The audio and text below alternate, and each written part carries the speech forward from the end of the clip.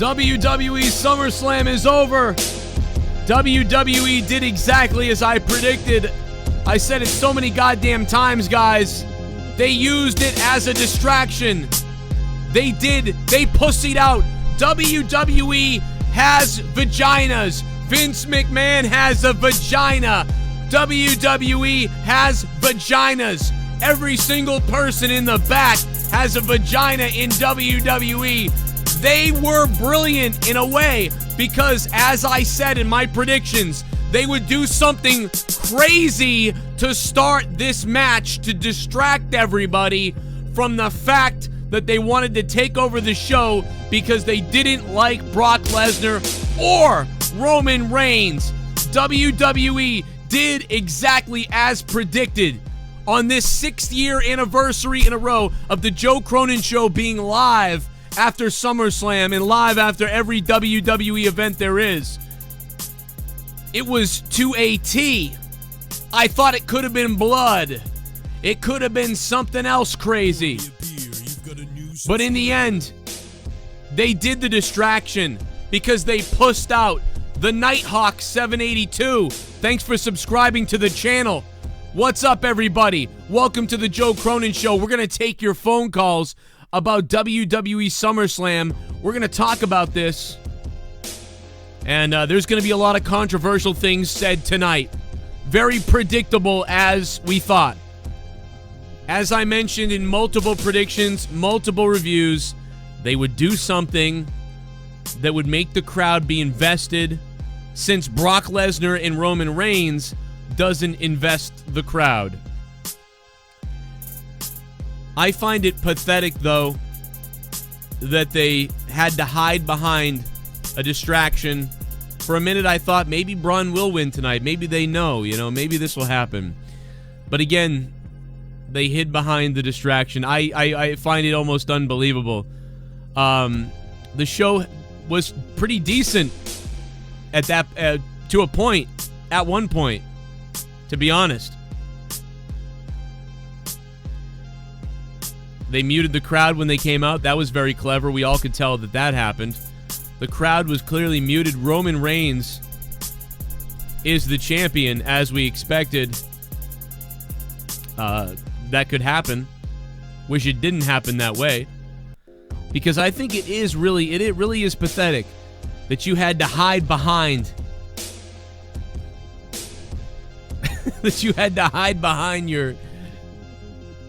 a distraction because the crowd hated it so much. What the hell was that, man? But here we are. I believe Jake DeMarco will be joining us in a few minutes. I've got my scorecard here for what I thought tonight would have been. One thing I can say about the show tonight is at least there was intrigue at this SummerSlam. I mean, this SummerSlam was still better than WrestleMania. It was better than Extreme Rules. By far, obviously, anything would be. Pissing on the floor would be better than Extreme Rules. But clearly, it was better than that. You could really tell they were setting up a tease with Braun Strowman if you didn't know before, because of how he just wrecked Kevin Owens earlier on in the night. He just wrecked him. As I predicted earlier, too, when I talked about my final predictions, I said, I've been saying it, Finn Balor would come out as the Demon because they hadn't even mentioned it at all, and they were going to do it to surprise people, and he'd probably just beat up Corbin. And Corbin would be like, holy shit, what's going on? So I liked that they did that. I thought that was good because it needed something, because who the hell wanted to see Finn Balor take on Baron Corbin again? So you clearly seemed like something was up, and it was a bit of a shock, and they did that. I was wrong with some things tonight in SummerSlam as well. We'll talk about the things that were right, the things that were wrong. There's so much to talk about. The chat is flying. If you guys want to donate tonight, live alerts, the description is down below. I mean, the link is in the description box down below.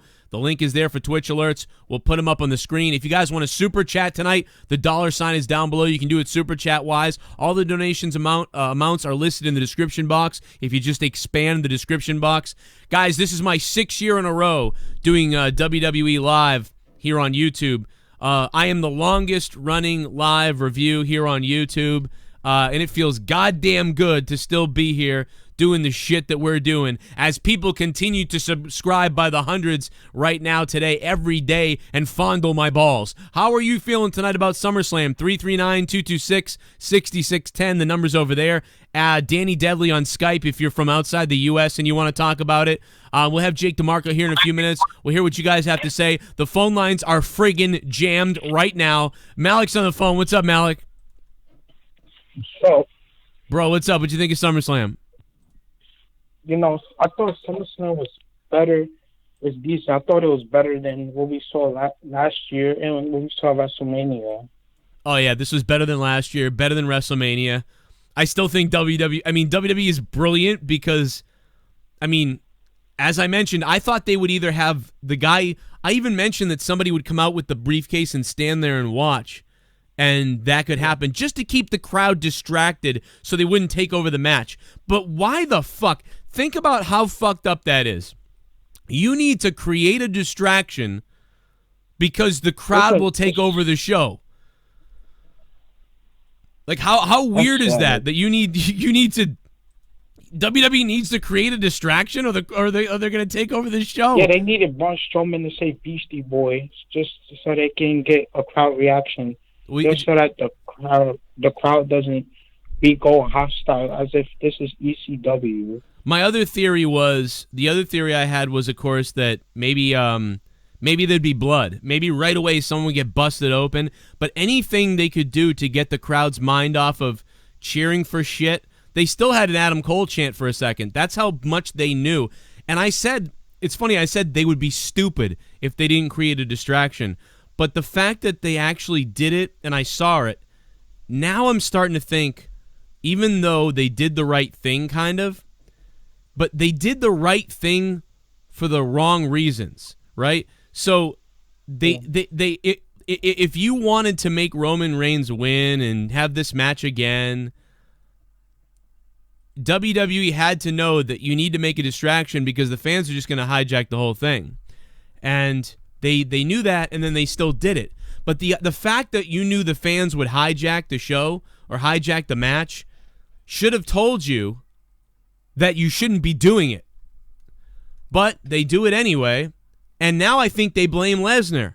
Now I think they're like, it's Lesnar's fault. And now Lesnar has done it. He has finally done it. We've talked about this since 2013, 14, 15, 16, 17, 18. We've talked about this, for 4 or 5 years. We've talked about this. Someday, Brock Lesnar is going to have to put over a new generation superstar. He's never done it. He hasn't done it. Hasn't put over a noob. Hasn't done it. Roman Reigns, now you have the answer to what WWE think of Roman Reigns, because it is, in fact, Roman Reigns who the WWE gives the victory over Lesnar to before anybody else. And I'm not obviously Goldberg is a legend, Undertaker's a legend, so they didn't count. This is the first guy from the new era that gets a victory over Brock Lesnar. It's a big deal at this point. Jake DeMarco is on the phone. What's up, Jake? What's going on? Yeah, I apologize. Skype would not let me call you. I don't know what happened. I had to restart it twice. So, what a night. I mean, certainly wasn't horrendous as we had, somewhat anticipated. There was some positives here. Quite a few decent moments, but all in all, a few gigantic missteps on their end. I'm glad they didn't go with the Bella twins getting involved, no outside interference, but the Ronda match, though enjoyable, certainly left a lot to be desired. And then Roman walking out as champ. What was there going to be to desire? She beat the shit out of 4 guys. But she beat the shit out of once she beat the shit out of 4 guys on Raw. The only way that match could have gone is somebody interferes, because otherwise it should end. Otherwise, which I was super afraid of happening. Otherwise, it's a 30-second match. There's no way Alexa can beat her in. It's just not going to happen. Now we know why she was booked so strong, So I thought that match was creative. I thought the match was flawless. I was like, well, there it is, man. What are you going to do? That's what's supposed to happen. No problems with that at all, because that's what had to happen. She beat up 4 guys. I would have had some kind of fuckery so that she would chase until Mania, but instead they went with what we thought, which is she'd probably be champion in Mania. Now we know why Asuka was buried by the WWE, because we can't have precious Ronda the way she is if we're going to have Asuka be undefeated. So, yeah. We know why the fucking the Asian was buried, okay? Unfortunately, and not even a sign of her tonight, or Sasha, or Bailey, and yeah, it's just that's unfortunate. But I mean, we knew that ahead of time. Let me pick up a donation here so we don't get behind. Let me pull this up. Let's see what's up here. We're gonna have people fucking subscribing all night. It's a huge subscriber party tonight on this show. It's going nuts. Sword of Doom 91. Thank you for subbing to the channel. What's up, Sword of Doom? Take out your sword and doom someone to death. It will be a fun night tonight. We're gonna have some fun. There's going to be a lot of interruptions, and I'm going to love it, and you're going to love it. We're going to take phone calls. It's going to be fun. Let me see where we're at with these. We got Leo subbing, Sword of Doom. Oh, there's Leroy. What's up, Leroy? Thanks for subbing to the channel, man. I appreciate it. Let me see real quick. Let me go to somebody. Let's go to 803. What's up, 803? Hey, what's up? Hey, man. What'd you think of SummerSlam? I feel like the beginning of SummerSlam was pretty cool, but the ending I did not like at all. Yeah, I mean, not a fan. I mean, even though I predicted that pretty much, it was like, not a fan of it. I can't believe that they were that lazy. But in the end, they did. Now they proved it to us. They will do anything for Roman Reigns, as we always say. It always comes back to they will do anything for Roman Reigns. Super chat. Who's your daddy? Who's your daddy, baby? What's up, The Goon? Thanks for becoming a $2 super chatter there. Listen, they will do anything for Reigns, even put a guy to stand outside so the crowd will be distracted. That is how much they will do for Reigns. James O'Brien, thanks for subbing, man. We're having a subscription party. Sub it in, drink it in, lick it in. They'll do anything. They'll give him blood. They'll give him swears. They'll give him Vince McMahon. They'll give him stuff other people can't have. They will do anything for Roman Reigns to get him over, and they did it tonight. Oh, WrestleMania people walked out and chanted. Well, tonight we're going to put a distraction in front of you. We had this whole fucking give me a hell yeah! Movado. I was waiting for Charlotte's tits to fall out during her match. I know, man. Her that boobies. Ending was so fucking shit. But thankfully we didn't get Roman beating Braun to once again make Roman look strong. Right. After that ending, I'm not sure. Maybe 5/10. Love you guys. Yeah, not a fan of the ending. The very predictable Braun Strowman fake cash-in ending. Thank you so much, bro, for the donation. I appreciate it. Let's go to one or two more. I got everyone's addresses, man. I got everyone's fucking addresses, man. The biggest bummer of the summer #SummerScam ending was awful. I want JoJo to sit on my face. Oh, I think 6/10. I think everybody can agree with that. Mike Litoris rhymes with clitoris. What's up, Mike? Thank you for the $5 super chat. Thank you so much, my friend. We are loaded on the phone lines, so everybody stand by and stand back because there's a hurricane that's not coming through because he's not in the WWE anymore. 623. Hang on one second. Let me get you on 623. I'm going to figure out what's up. Can you hear these, Jake? No, not yet. All right, 623, what's up? Hi, how are you doing? I am doing okay. I'm like surprisingly a little bit entertained and also very let down by the fact that the WWE needs to distract us all with Braun Strowman so they can keep putting over their guy. Yeah, I think that Roman Reigns is being treated like John Cena and kissing Vince McMahon's ass. And way above and way more. And then I think it's worse than Cena. It's way above that, too. It's way above Cena, right? No one's ever seen anything like this. No one has ever gone out of the way to do this. Yeah. No, go ahead. Sorry. No, I was just going to say no superstar in the history ever of wrestling has ever had this type of treatment where they will do anything, including fight with fans on Twitter. They will do anything to put over Roman Reigns. It is something to behold. Yeah, you figure Cena even had his biggest, screw you moment when he took out the Nexus at SummerSlam. Go figure, SummerSlam as well. And even that, I don't think tops anything that Roman's done. Well, the list doesn't. The list is nowhere. Yeah. That's pretty big right there, but the list is nowhere near. But go ahead, caller. I'm sorry. Well, yeah, I just have like two more things to say. But second thing I was going to say is, they say how Brock he has had the championship for 502 days. Right. But if you look at Punk and CM Punk and stuff, people, I want to know if you agree with, there's certain people that say that Brock Lesnar is a coward, or he doesn't fight because he doesn't want to, or do you think that a champion should fight? Well, I get the special attraction thing, but I think, everybody's a little bit annoyed by the fact that he doesn't wrestle. It's been proven before that he really is this way. So they're kind of using that real life kind of don't give a shit attitude that Lesnar has, and they're using it to their advantage to actually use it for the storyline. So I get that. Yeah, because if he wasn't happy tonight, he wouldn't show up. If his contract wasn't where it wanted to be, he wouldn't be there. He's not going to play ball just to be nice. It's all about money for him, which good for him. He's getting paid that much. But it was worked into his schedule. It's not even a matter of, per se, being lazy, I just don't want to. He set up the contract ahead of time that I'm only doing this many dates. If you want me to do extra, it's going to be extra. I'm going to charge you through the nose if you want me for more than what I agree to. Right. Okay. So he knew up front, it wasn't lazy. It was a business savvy move for him. He's in high demand and, supply and demand. Yeah, okay. The last question I have is, what would you think of a Paul Heyman Roman Reigns coming together? Yeah, I think we would have liked it a lot better if it had been done tonight, to be honest. It would have been way more impactful, maybe predictable in a way, but, they really tipped their hand last week when they already did that. They took out that rumor last week pretty much, unless something crazy were to happen. So they still could have salvaged it tonight. They could have, had something happen. They showed the note after the fact tomorrow on Raw where the note said, go along with it. And even that would have been stupid, would have been very, disrespectful to the the sanity of the fans. But they still could have, tried something interesting. But that ship sailed last week when the whole pepper spray, thing went down. So yeah. We're not going to get that. We're not going to see that. Just like we knew ahead of time that we weren't going to have Dean turn heel.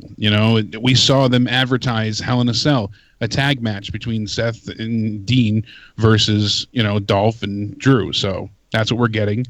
We know that, he's not going to turn heel at least for, the next month or so. Right. If at all, but. And, we'll go through all the matches here. We get so much that this is, dude, I can't believe that they used Braun Strowman as a human distraction. Let me play a couple more of these and see if I can trigger the sound for you guys. Let's see here. Bam, we're hearing from a lot of people in the super chats right now. Yeah, I got everyone's addresses, Mon. I got everyone's fucking addresses, Mon. The Goon. Happy anniversary, JCS. Thank you. Happy anniversary, The Goon. Thank you so much, Goon. It's my anniversary, motherfucker. 6 years on YouTube doing these reviews. This is the 6th SummerSlam review. I am feeling good tonight. The phone lines are so friggin' jammed. Skype is peeing on itself right now. Roman is the champ again. WWE will do anything to put Roman over. If you like Roman, if you disagree with me, I think it's pathetic, but give a call. We'll talk about it. Do you like Roman Reigns? Do you hate Roman Reigns? 339-226-6610 is the phone number. You can follow me on my new Twitter handle, which isn't new. It's my old one for the Corrupted Podcast, @CorruptedPod. That's @CorruptedPod. Yeah, I got everyone's addresses, Mon. I got everyone's fucking addresses, Mon. The best part of the show was Liv Morgan's pick, no doubt. I didn't see that, so I missed the best part of the show. I missed Liv Morgan's pick. Picture like where? On social media? I missed it. So I wish I saw that. Let me know if you hear this, Jake, at some point. Oh, I got it. We got Jello for Sus. Okay, good. I got the sounds on, baby. David Betton, thank you very much for that donation, David. What's up, bro? Hope you're having a good night tonight, my friend. It was a crazy SummerSlam. Was it better than NXT? People were fighting on Twitter about that. I can't believe it. In the chat, was this show better than NXT? Tell me in the chat. Greater than NXT? Not greater than? Here he is! He's back! It is the perfect dark match. Time Dillinger!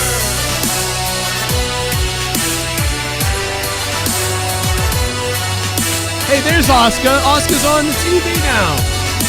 Sup, Joe and Jake. Just gotta say fuck off, Vince die of cancer. Oh, come on, Jesus. Other than that, SummerSlam was pretty good tonight. Becky heel turn, Ronda new champ.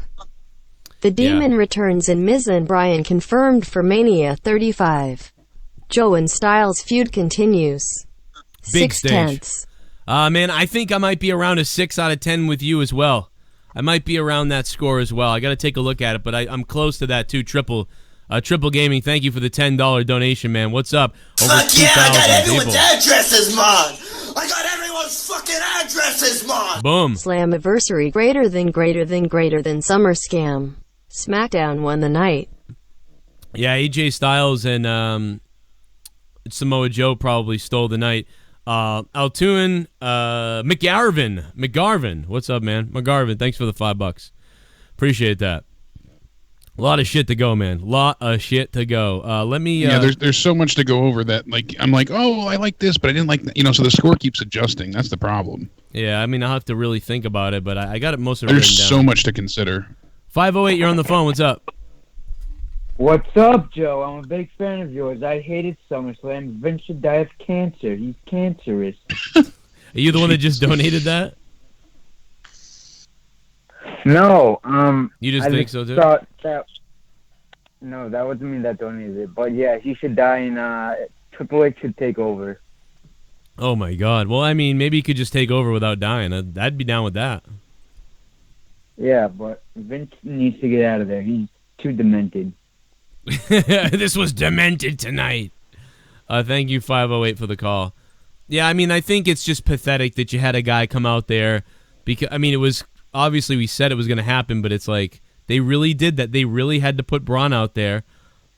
I said they'll do something big to begin the match to distract the crowd. Yeah. They made everyone get excited thinking, oh, shit, he's cashing in. It's going to be a triple threat. He got on the mic, and he says, I do things face-to-face up front. And we're like, oh, shit, they are going to do a triple threat. Okay. All right, I'm into this now. Yeah. And then I'm like, well, even if Roman pins Braun, that's kind of expected. Like, maybe they'll do it that. Oh, no, I'll face whoever wins this match. And we're like, all right, still, we're into it. Okay, gotcha. Oh my and God, they got us hook, line, and sinker, baby. What's up, everybody? Welcome to the stream. We're going to be here a while. We're going to take your calls. Get your phone ready. Get your privates ready. If you're new to the channel, hit the subscribe button down below. Hit that bell, and go ahead and get alerted to my videos. We are having a record number of subscribers right now, as always. So hit that red subscriber and become part of the JCS Army. Let's get wet. Did you love SummerSlam? Did you hate SummerSlam? I don't know. Blake's on the phone. Blake, what did you think? Joe and Jake, this show sucks. Wow. NXT was way better. NXT was way better, he says. I like what you said to me before, saying that, oh, Brock had the strength to lift a chair off his face, but not enough to lift his shoulder off the mat. And it was funny because right off the bat, you're like, oh, they explode out of the gate. And as soon as we saw that, I'm like, oh, it's going to be on the shorter side now, definitely. We see all the Superman punches and the spear after spear after spear. And we're like, all right. And then, it goes into the holds and then it just slowed down and then they continue with the action. Yeah. But it was the perfect distraction because it was able to let Roman get the title changed to happen without the crowd totally just, hijacking the match. Yes, they were chanting, you both suck, but it was only in that one, down low period of the match. The rest of the time, there was so much action and spots set up that all the people could do was react. They couldn't even emote properly. So yeah, which is so bad. It's bad when you had to do that, but you knew that. Imagine how bad it would have been if Braun wasn't there. But they had to know that, so at least they're not stupid. You may not like the fact that they're doing these things with Roman, and obviously, but at least they're not completely stupid. They knew they had to do something. But it's fucked up when you have to get your fans to not chant the thing they want. It's so bizarre, just so weird. Blake, thanks, man. And yeah, on top of it, thank you, Blake. On top of it, we go ahead and we see them cut away so quickly. Roman's got the belt. They show the recap. Done. I feel like other times when people had won either at Mania or SummerSlam, they got a bit of a longer, victory moment when it was something when, somebody finally captured the title. Yeah. They didn't even give him, what 10 seconds it felt like until you saw the, the pay-per-view just go dark. So it was, wow, bit surprising, Yeah, I mean... They just wanted to get out of there and run away before it turned into a riot. Yep, they didn't want They didn't want little Roman Reigns booed, everyone! They didn't want little Roman Reigns to get booed! They didn't want the fans to walk out or Roman Reigns to get booed! So, send Braun out there to distract your fans from doing the thing they want to do. Can you imagine if back in the day they were like, oh my God, they're cheering for Stone Cold. Oh my God, no. Like, let's distract them. Have Stone Cold rape Linda. That will get them to boo Stone Cold. Now, they probably would have cheered him more. What the fuck, dude? WWE is so fucked up and pathetic and despicable and disgusting, you sorry sons of bitches, that you suck so bad that the fans are booing the shit you do at WrestleMania. That will live on forever, by the way. And now tonight, you still gotta do what you gotta do, and you send out a distraction to distract the people so they can't boo. Ah, you fucking idiots. Oh my God, WWE, you are a sad bunch. Vince McMahon will kill his kids so Roman Reigns gets over. I am convinced Vince McMahon will kill a baby seal to get Roman Reigns over. I bet Vince McMahon would drag several dead baby seals through a city and molest them in front of lots of women and children if it would get Roman Reigns over. I am 100% convinced of that, and I ain't the fucking devil. I'm Joe Cronin, and this is the Joe Cronin Show, and the goddamn phone lines are jammed up the ass right now. Let me tell you that. Let's play some more of your shit. Pour me a beer. You've got a new. We got goddamn Jeff Johnny subscribing to the channel because he's the shit, and he's drinking with everybody else, and he's freaking out. 69 in the chat. If Vince McMahon would kill a human to put Roman Reigns over, because I think he just might, folks. Belly, you cunt! Frog off. Happy 6th, Joe Dog. Thank you. The intern. ShiZz main event with no cash-in soured this for me. Yeah, 5 baby. tenths. Broken Ambrose dropping a $20 super chat. Holy shit. Broken Ambrose. ShiZz main event with no cash-in soured it for me. So he dropped down to a 5 out of 10. I could see that. What do you guys... Look at all the 69s in the chat. I can make the chat do anything I want. This is crazy.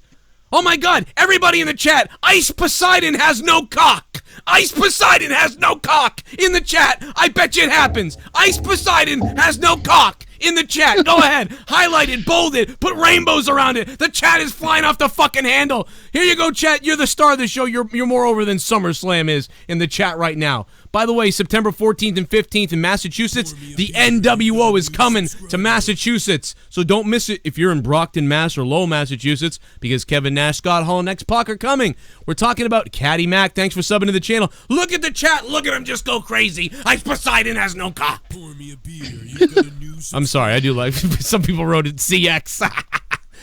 What's up, everybody? Well, hey, I've been live streaming longer than Ice, so suck it. No, I like Ice. He's okay, man. He's all right. He's a good guy. I'm just joking around. Purple Army. But yeah, man, we're freaking out right now. God, I love it. Filthy Negro. Wow. I get it. Filthy Negro. I get it. I get it. I get it. It's a racist name. I get it. Ah, you racist. New subscriber. Somebody blocked the racist. Jared O'Neal. Jared O'Neal has subscribed to the channel. What's up, Jared? How you doing? Pour me a beer. You were on fire. Somebody pissed in your cornflakes, huh? Woo! Damn, baby. SummerSlam's over. CM Rayan subscribed to the channel. I'm trying to sound it out to see if we get something else that's wrong and naughty. That guy's YouTube channel's fucked. But seriously, it was an entertaining night in many ways. It was certainly not Extreme Rules. It was certainly not, WrestleMania. It was better than WrestleMania, better than Extreme Rules. Chad Fritz, yo, what's up, man? Thanks for subbing to the channel. Had they given us Pyro, this would have gotten an 11 out of 10. Oh, I miss Pyro so much. I know that's such a convoluted, silly thing to say, but it makes these shows. You figure, it's SummerSlam. Come on. You can't spare a little bit of all that network dough? Yo, Gomez, thanks for subbing to the channel, man.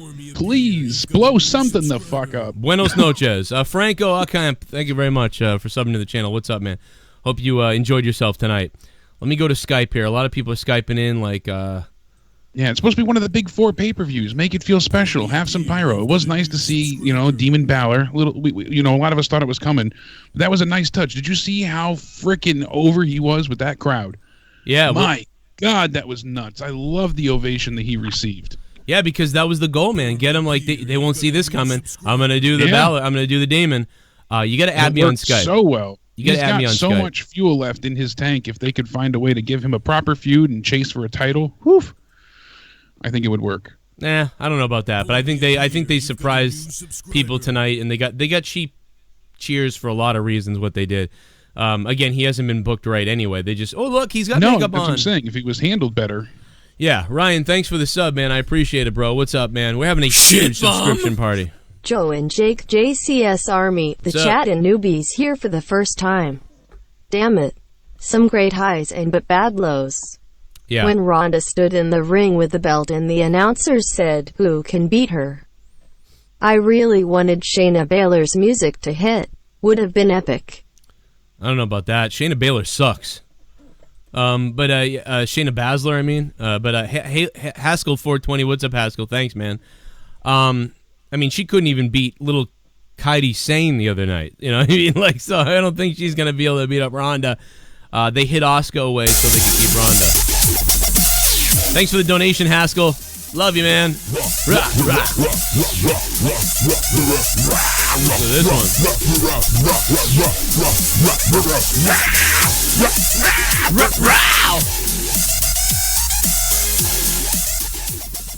My God. The Demon was fucking awesome, but just hope Kenny Omega and the Bucks never come to the yes. WWE. Please stay away. Kenny Omega, stay away from WWE. Jet718, what's up to Brooklyn? Jet, thank you for the $4 donation, man. Becoming part of the Four Horsemen, I appreciate that. I should call it the Four Horses ass. Getting part of the Four Horses ass.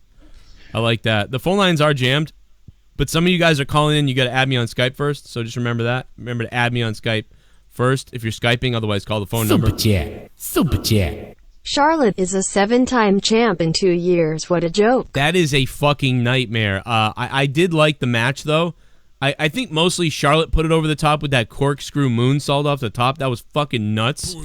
I loved it. The match wasn't the greatest, but it was all right. You know, it had some kind of intrigue to it. The fans cheered and reacted for it, so I gave it a pretty decent score on my little scorecard here. You know. Yeah, I would have preferred that Carmella retained, and then we still saw the heel turn. You know. I love the Addresses MON. Jeff fucking Ward. Addresses MON. Will Owens Roman be Hell in Cell? I've got all your addresses, man. Top Hojo, I don't fucking. But thank you for becoming a $5 ShiBUM and donating. Jeff Ward, thank you for subscribing to the channel. Jeff, what's up, man? Are you the writer for WWE? Isn't that Jeff Ward? Isn't that his name? It's like something. Brian Ward? Might be Brian. No. I don't remember. I don't know. Brian Road Dogg is Brian. It's me, Joe. It's Joe Dog. I'm back here with Vince. Vince told me to get over here and suck it, Road Dogg. Oh, damn, I gotta go. I didn't get to do that tonight. Belly, you cunt! Steve Austin. Frog off. Ha ha ha, loved the "you both suck" chant. That was Delayed funny. on the mute button there, Vince, you moron. Lol, hashtag who's your daddy, happy anniversary, Joe. Get your fingers off the switch, done. Hey, the real Shell, thank you for the $20 donation and upping your Patreon pledge to $50 a month. Thank you very much, Shell. Shell is a friggin' beast, so we appreciate that. Let me go ahead and fuzz some of these for a second, and we'll go ahead and get into it real quick. Danny in the chat says, never knew Brock sounded like a bitch until they took out the pyro. Did you hear that little screech from him, that pterodactyl? He hasn't seen the replays of it? Let's do this. He's never heard that? You've never heard that? Oh, my God, dude. Lesnar has screamed. Let's play the clip. Lesnar screamed. Dude, you're here. I'm here. Let's do this. Like, you ever heard that, his bro? actual scream that he does, the one that was on the outside of the ring when he was freaking out, I think that one's even better than that. Yeah, man. There's more.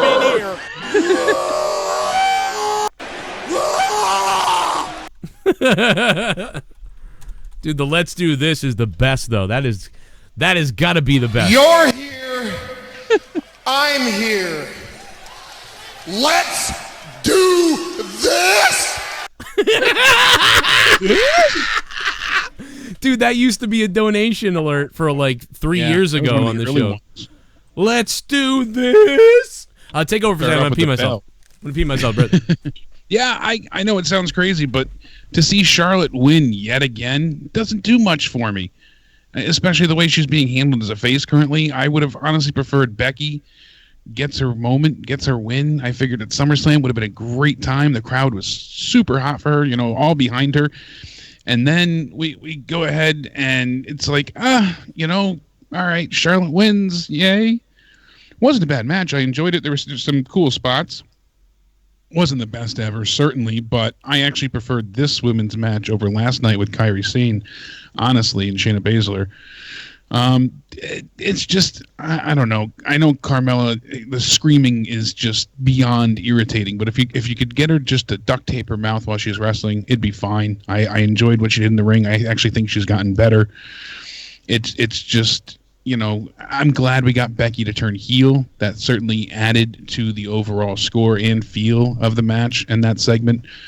Granted, I would have preferred to, like I said, Carmella retains. Becky was just about to win. Charlotte costs her the match, you know, and then because of it, she gets pinned. So Becky gets up, they console each other, and that's when Becky goes ahead and just loses it on Charlotte.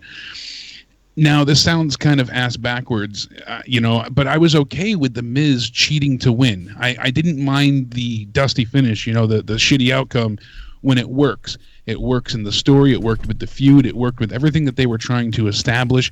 It's part of The Miz's character. He will do anything by any means to win and get ahead. He will absolutely, you know, throw his wife down, you know, in harm's way to make sure that he is victorious and reigns supreme. So it fits his character. But when we see the Bludgeon Brothers unnecessarily use the hammers to, you know, get themselves disqualified, I mean, finally they used the hammers, but it was one of those, you know, why scenarios. You weren't exactly losing. So when we saw a lot of moments tonight that were just either crap finishes or no finish, and I think a lot of people got really upset with that, myself included. Yeah. I don't know how you felt with that, Joe, but we saw it many, many times where there was just kind of like a, why did you get that for the match finish? Why was that outcome chosen? I was a little disappointed by the AJ thing, but I get what they were doing, so it was okay. It was really intense. I was okay with the AJ thing. I didn't love it, but we kind of saw it coming. If only they could tell these stories week to week. They have no stories week to week. And then on SummerSlam, we got a quarter of a pay-per-view and mostly like attempted storytelling going forward. They can't tell a story almost week to week on Monday Night Raw or SmackDown, but when it comes to the pay-per-view, all of a sudden they kind of start telling stories. It's like, no, this should be where the stories wrap up and maybe a few other ones start. But instead, a whole bunch of them continued or started, and the buildup wasn't even that good. So it was very bizarre and head-scratching in many ways, for sure. Yeah, absolutely. Especially because Joe said his family would be involved. So pathetic. Did you notice how quick they got off the air after realizing most of Yeah. the crowd was not popping for him? Of course not. They never gave the crowd its moment. Well, I mean, the crowd really doesn't deserve its moment, to be honest, but Joe Cronin's cock must win. Thank you for the $5, becoming a $5 shit bum. You can be a shit bum, too. Remember, we're live after every single WWE event. Joe Cronin Show here is live after every WWE Raw, SmackDown. We're live at 11 p.m. Eastern Time, U.S. on Wednesdays for Out of Nowhere Podcast Live. Thursday nights for Throwdown. Friday nights for Monetize This. So we're live all week. Tons of content here. King DeMarco has subscribed to the channel. Oh, yeah. Yeah, they rushed a lot of things, man, and it's no doubt at the end they rushed it. I mean, that was all to a T. That was nailed. I've been talking about this for weeks. See my dick? I'll take my dick out right now. I mean, we're wrong about the Owens part of the thing, you know, but everything else was right. Do you want to see oh my God, it's Seanzview. Do you want to see his dick? I will show you my penis. I'm Seanzview. Don't screw with me, or else I'll show you my pee-pee. Do you want to see my dick? Do you want to see my dick? This song is dedicated to Vince. I hate the fucking scripted moves in the ring. As shown again in the ladies' title match, but loved Becky going nuts. Loved the Demon. Hated the Elias segment, the fucking Bellas promoting their shows but happy fans booed. Yeah, screw them. Haskell 420, thank you for the $13 Seanzviews Sucks donation. Seanzviews dick. But you know, in a weird way, dude, Thomas, thanks for subbing to the channel, Thomas. Everybody sub down below, hit the red button, let's have a subscription party. I actually kind of laughed out loud. I was confused for a second. I was like, was that an accident? But then when I realized what they were doing, I started laughing out loud. ShiBUM! I mean, it was kind of funny. Happy anniversary, Joe. Now I am happy a demon helped constipated Corbin find the toilet. I just wish I had a demon help me find the toilet. Hell yeah.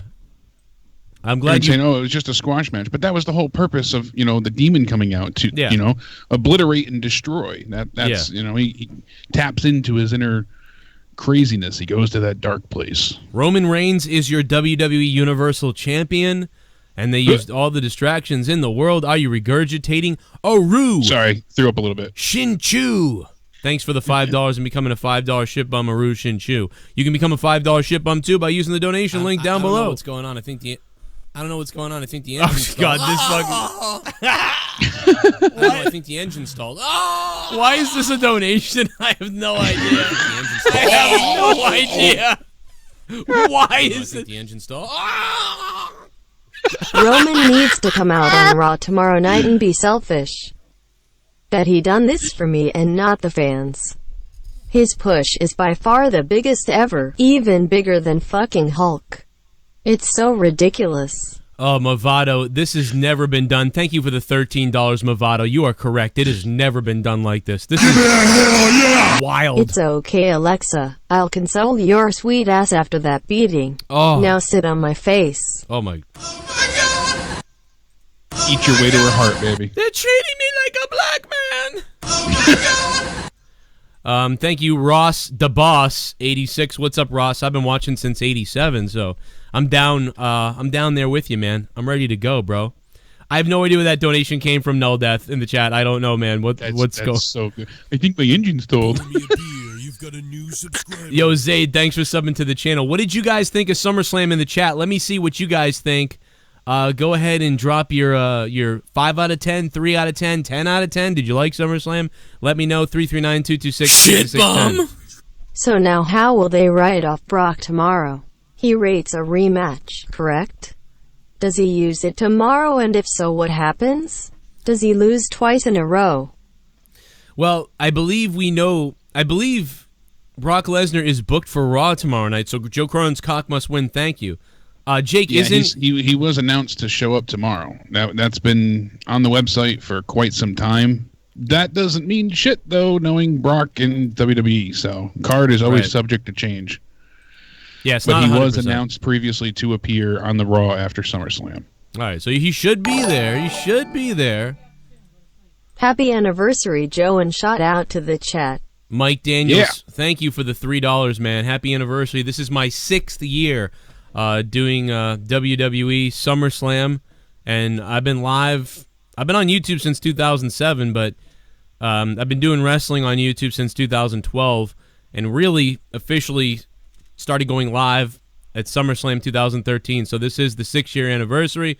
It is an amazing time. I believe I am the longest streaming WWE reviewer that's consistently been on. I've been on after every Monday Night Raw, every SmackDown, every pay-per-view event, pretty much since 2013, which I gotta believe is some kind of record. I don't think anyone else has done that ever. I don't think there is anybody else that has done that on YouTube. Couple Raws and SmackDowns you might have missed, but you've never missed a pay-per-view. Yeah, I think I missed maybe 2 or 3 Raws total, or 2 Raws and maybe 3 SmackDowns in those 6 years. And maybe like 2 pay-per-views or 3 because I was at a couple of them, and even those we got home and did. Yeah, even those you went live after the fact. So yeah, I mean, dude, I'm gonna pat myself on the ass. All right, listen, what's up to the chat? Everybody, let's click that like button and stick the thumb up my ass. Let's get 1,000 likes tonight for SummerSlam. If you guys give me 1,000 likes tonight, all my kids are gonna graduate from college. On the phone is Tommy NC 2010. What's up, Tommy? Not much, Joe. Just wrapping up my birthday party. I just finished watching SummerSlam, and I am really drunk right now. And I've happy had a birthday, great night. Tommy. Thank you. Yo, 28. Say Keemstars. 2-8, as you said. Say Keemstar sucks dick. I guess he sucks dick. All right, well, what do you think of SummerSlam? It was decent. The parts that I got to watch, and because I was catering to all my guests and I was coming back and forth after smoking my big old cigar, I sat down and watched the Roman and Brock Lesnar match. I knew Lesnar was going to drop the title tonight because he's going to go to UFC. So I was just like, and that effort, by the way, there was no effort in Lesnar tonight. He threw his moves, but honestly, I've seen Lesnar fight in other matches, and that there was no push in Lesnar tonight. Lesnar just wanted to get his paycheck, and he just wants to leave. He just dropped the title and gave it to Roman, and he's going to go to UFC. And, that's the deal there. I dropped on the floor, and I was like, yes, finally, a champion that's going to be there every single night and defend his title. Big Roman Reigns fan, huh? Yeah, partially Roman Reigns fan.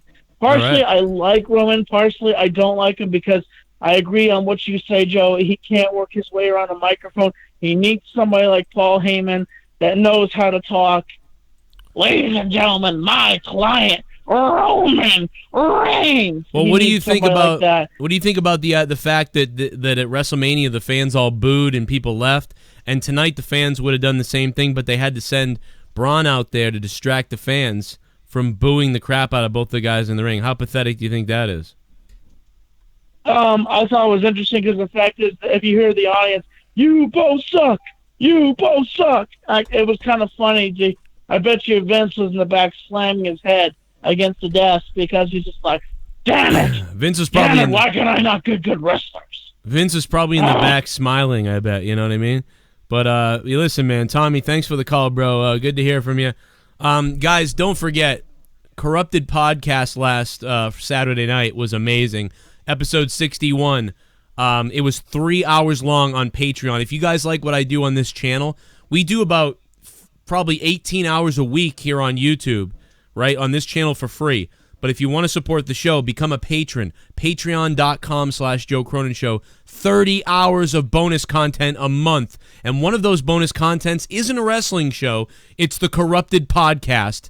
And it rivals anything else that you've ever heard as far as podcast goes. And last week we did a super show with Justin Bailey, Filthy Mouth, Ken, me, and Jesse all showed up for a 3-hour show where we just went fucking beast mode on motherfuckers on this podcast. If you like shit to listen to, patreon.com/Joe Cronin Show. Check it out. You guys will like it if you like messed up type of podcasts, and you can deal with it.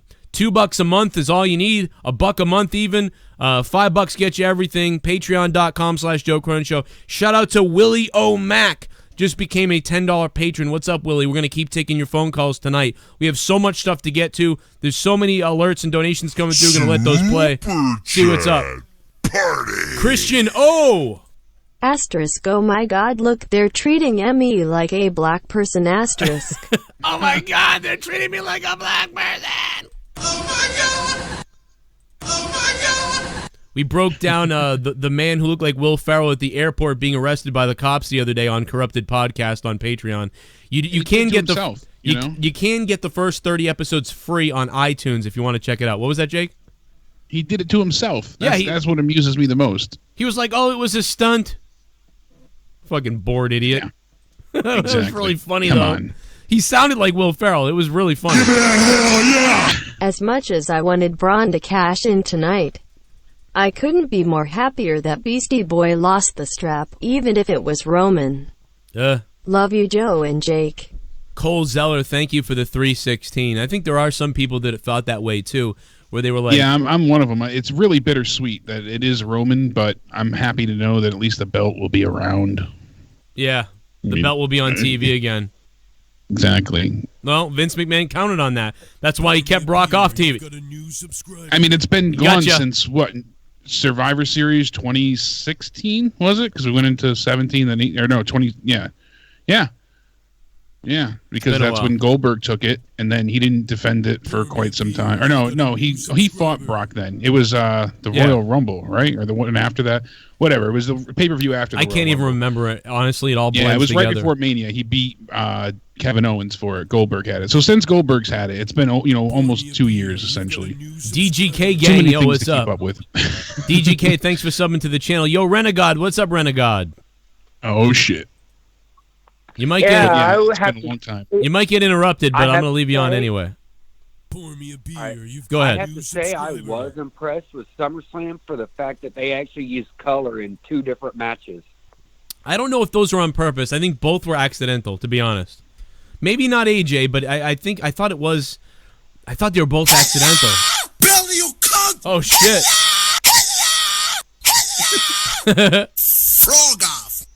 Becky didn't go heel tonight. She went real. Yeah. People didn't want Charlotte winning this shit. Another product of Vince's idiocy.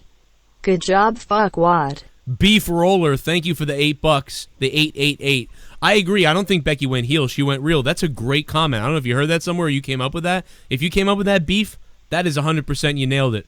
What else are Yeah, that's a marketable quote for sure. Yeah. I'm all about that because she needs to go ahead and be herself, be fierce. Then if Jeff Hardy wasn't already hurt before, I'm sure he is now after that missed swanton on the apron. I cringed when I saw that. Yeah, that was a harsh landing. That looked painful. Hardy's certainly banged up, but oh my goodness! Oh my God! I eat food all day. I eat food. I'm fat as fuck. You'll need lube to get inside me. Try to ride me, but I'm the size of a goddamn house. Do not date, masturbate. Don't date. Masturbate.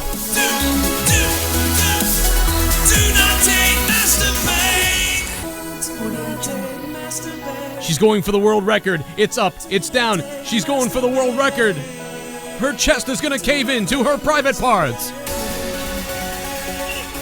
The Rock lost to Lesnar on SummerSlam 2001. I'm glad it's off of him finally with a fellow Samoan. I sold soul for it. ShiBUM. Z-Pain, thank you. I really liked SS, loved NXT. The main event was crap, but Brian, missed good. Becky heel. Joe, AJ, good. Seth, Dolph, really good. Woo. I feel some people are giving a low rating because of Reigns. Overall. Yeah, I think the way it ended soured people a little bit. I'd admit that too, man. I do have my scorecard that I have written down. I'm going to get to my scores in a few minutes. I'm just letting you guys get it all out, man. Through the super chats, through the donations, get it all out. The phone lines are jammed. We're going to let you guys get all out. I'm going to start talking about my stuff in a minute, but listen. One last thing before I hop off. Yeah. Yo, what's up, Joe? I'll give it between a 6 and 7 out of 10 because the wrestling was actually pretty good and the stories were halfway decent tonight. Yeah, I think you're right on with that. I think a 6.5 is fair. You know, Renegade, I love you, Renegade. Thank you, Joe Compton. We'll hear from you tomorrow night on the Raw review after Monday Night Raw tonight right here. Gianni, thank you for subbing. I hope I didn't just butcher your name. I barely saw it.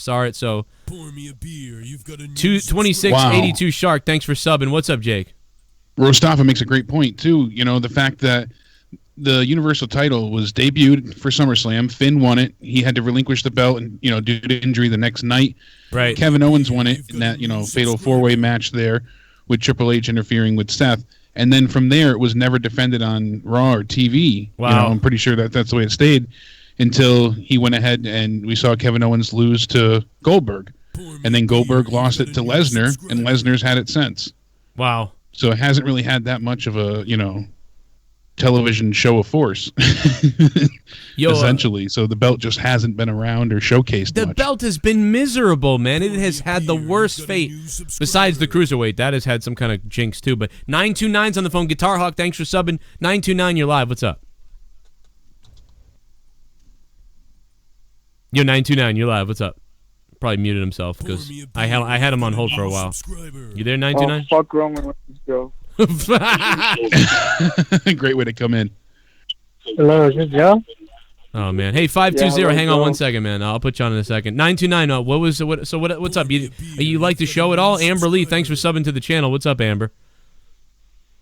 Nah, I thought SummerSlam was alright, but this ending fucked it up for me. So what would you drop it to? Are you like a 5 out of 10, a 6 out of 10?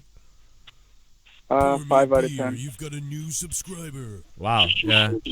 I mean, it does sour things. I mean, if I didn't see that coming, I would have been angry. You know what I mean? But I knew they were gonna you just know it. They do everything for Roman, man. In the end, they know what they're doing. It's almost ridiculous. Attic Enigma, thanks for subbing to the channel. Guys, if you're new, hit the sub button down below. Don't miss out on the daily wrestling videos and podcasts. We're live after every WWE event. And I'm just going to move my phone line button over here real quick. Hey, 520, what's up? Sorry. Scotty Jack, thanks for subbing. What's up, 520? Hey, Joe. How you doing? Hey, man, what's up? How are you? I'm good. Thank you. I would like to say I really love your YouTube channel. Really brings me in my mood. Like makes me in a good mood. Naughty mood. This SummerSlam for me,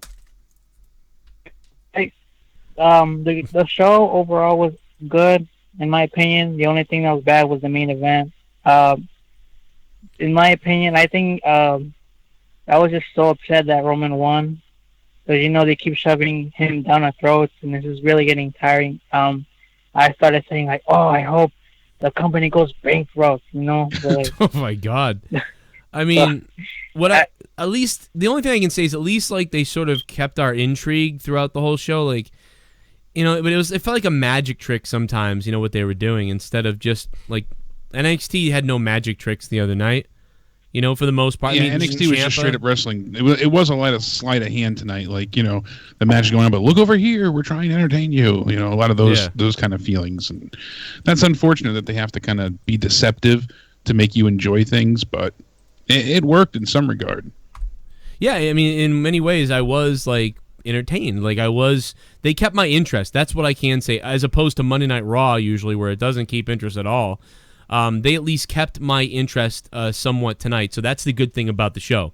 There's some news we're going to talk about. There's some other things we're going to talk about. So much to talk about. Going to keep hearing from you guys on this night because it's all about you. We have over 400 subscribers in the last, I think, in like the last hour or something like that. That's pretty goddamn crazy right now.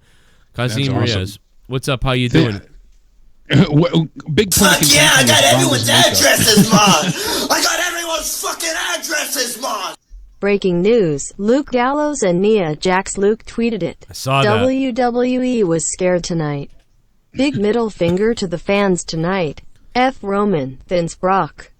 Yeah, Vince basically said, hey, I know you hate this, but I'm gonna make you like it without knowing it. Ha ha, we got away with it.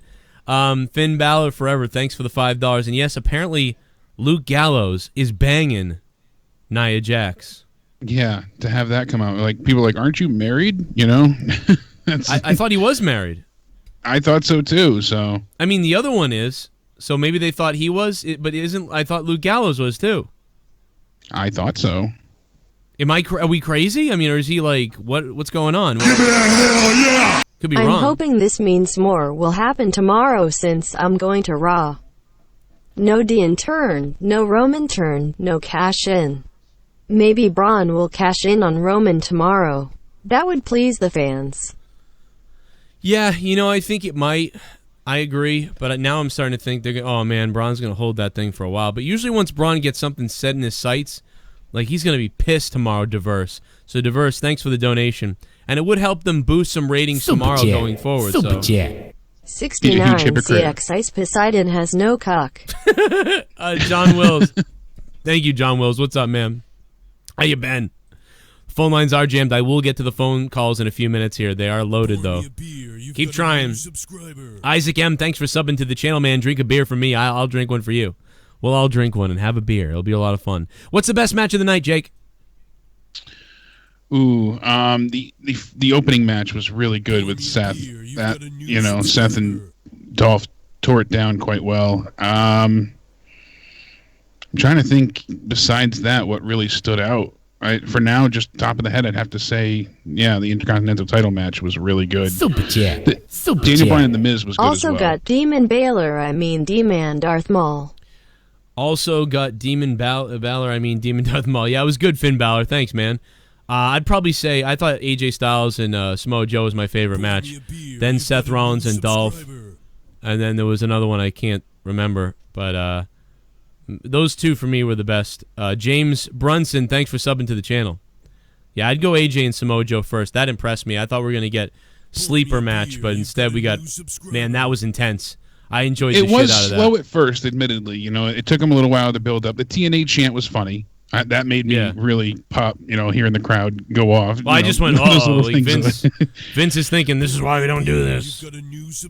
And it didn't really, I feel like, get into the next gear till about like the 10-minute mark for their match. Right. That's what we saw, that, Joe get knocked out to ringside, and we saw the reverse DDT and, the leg lariat to the middle rope, which ended up taking them outside.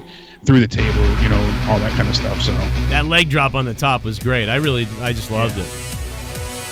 He is the perfect 10, the perfect no-show. Finally, the Demon King has arrived. Thank you, Finn. Ryan Acid Storm, thank you for the $10 tip, Ryan. Thank you very much, man. And yeah, man.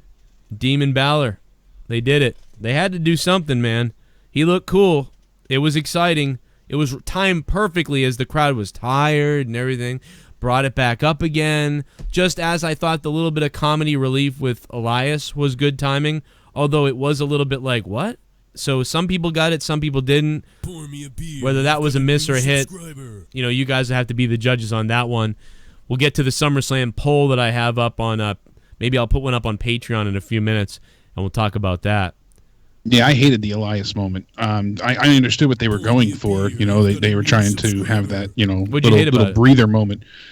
But it's just because I like him so much. Someone's like, oh, relax. And I was like, I get that, but I'm very passionate about Elias. Well, he didn't lose a match. Better. He didn't lose a match. He just broke his guitar. No, I exactly. He's not that good in the ring. He's not that good in the ring. LB Gaming, thanks for the sub. He could be more, than what they let him be at this point, and it's just another, missed opportunity and failed person. So he doesn't have to be. That's the thing. Was never good in NXT in the ring. So I don't agree with that. He's good as a character. Like he can be pretty decent in the ring, like when he's in there with Seth or somebody. But it's like he doesn't need to do that. They feel like so. Now I don't want to see him as comic relief every week. Bullet Club, thanks for subbing. Give me that too sweet, Bullet Club. Boom. Wish it was the real Bullet Club. We'd be going to All In, and we'd be celebrating an All In with my buddy Flip Gordon in Massachusetts. But yeah, no, I disagree. I think he's really good in the ring. It'd be good to see him do more. You're my man. I wanna see you naked. You give me that Superman punch in my rectum. Give me that Superman punch in my rectum. I don't care if your whole fist goes up my asshole. Roman Reigns. Roman Reigns. This SummerSlam was a 5/10 definition. The cock that is mediocre in the bedroom. In the pissing game, and in life, it's the cock that gets shriveled up like a raisin in the sun and reeks of old mothballs and hedgehog diarrhea. But your balls are nice and firm. What? What the fuck? Oh my god, dude, what was that? Cockmeister? Who the fuck donated? What was that? Cockmeister. Thanks for the donation, Cockmeister. What the little did I know my little theatrics were going to go along with that weird shit that you just said. That was hilarious. That was funny. If you're new to the channel, what the hell's wrong with you? Hit the sub button down below. Don't miss out on the podcast. We have goofy podcasts like this that go on, but we do have serious breakdowns of wrestling that we do in podcast form, so you will like that. If you're somebody that doesn't like a little bit of the goofiness that's going on right now, we do break it down and get into it a little bit more sometimes on our podcast. Live gets a little crazier like this sometimes. So if you like fucked up weird shit, then this is good for you too. So we got a little something for everybody on this show. and on the different shows I put out throughout the week. Plus the non-wrestling show on Friday night called Monetize This Friday night at 11 p.m. Eastern Time.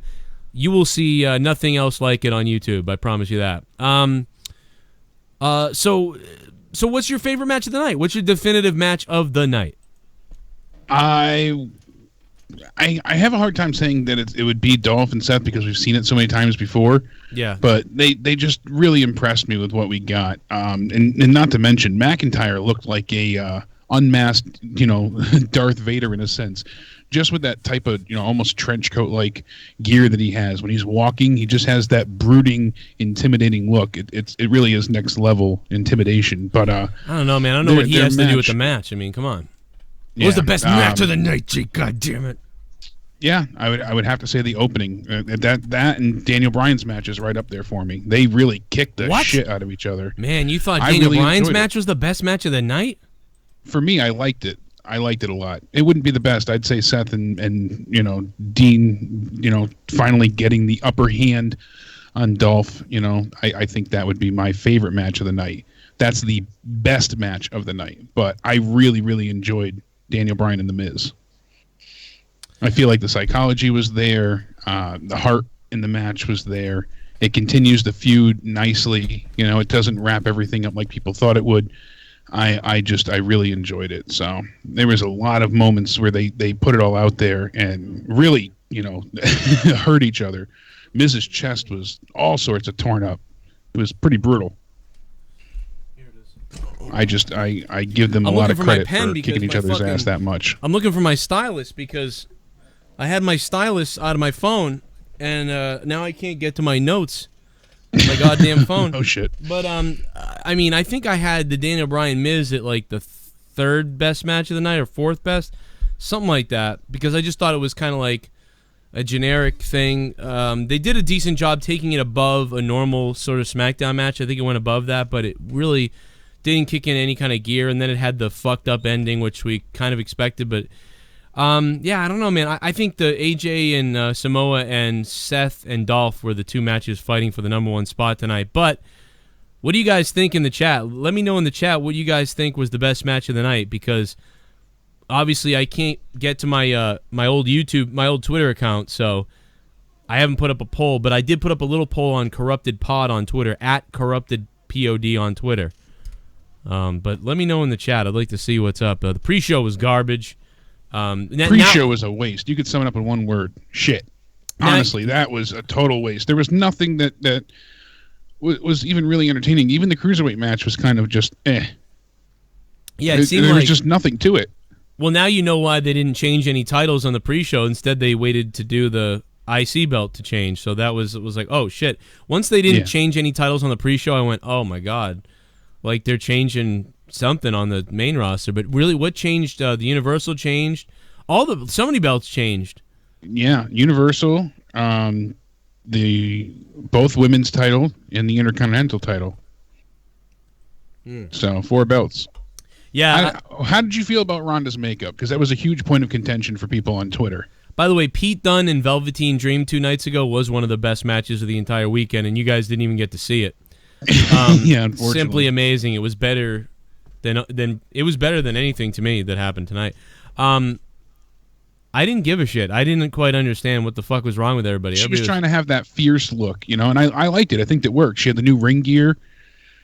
I liked it. I didn't care either way. I saw so many people saying like, "Oh, this is trash. This is awful." I didn't get the big deal with the makeup. But I don't give a shit what her makeup looks like. Really, I mean, she came out there walking down there like she looked hot for kind of like weird. She looked like a total badass, and I liked the match. I didn't really get to fully explain my point before, but I really did enjoy the match. She just looked a bit green with it. I have to admit. It just wasn't a match. It was a beatdown. It was just a fucking beating. Yeah.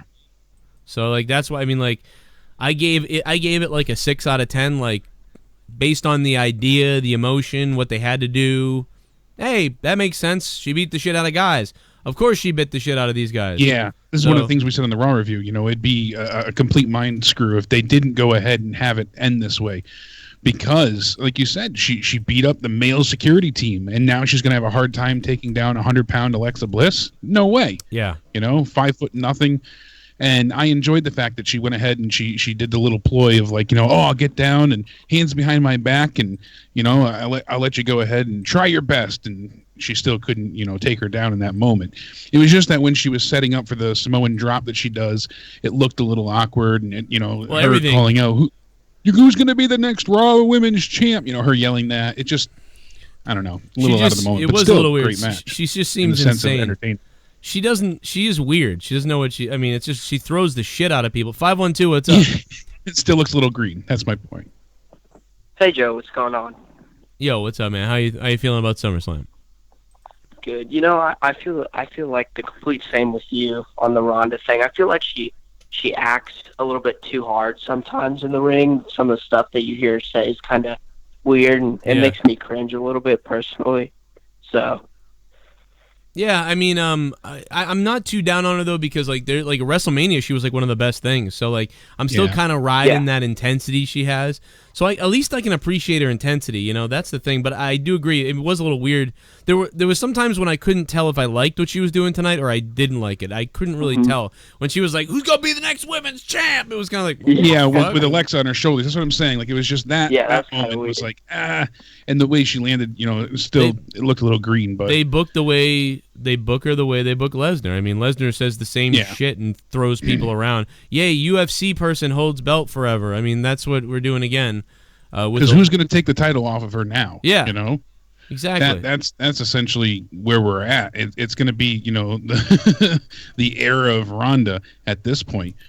I know Elick had said, "What about Bianca Belair?" But that's so far down the line. I think. Oh. I mean, dude, Asuka's lost. You know what I mean? They buried Asuka so they could. That's why she's not here. It's ridiculous. 512, man. Thanks for the call. Appreciate that. Let's go back to the alerts. And we got people. Jose Martinez. Thank you for subbing to the channel, man. I appreciate that. Shit, I just unplugged my thing. I fixed it. Jose, thanks, man. What's up, man? Buenos noches.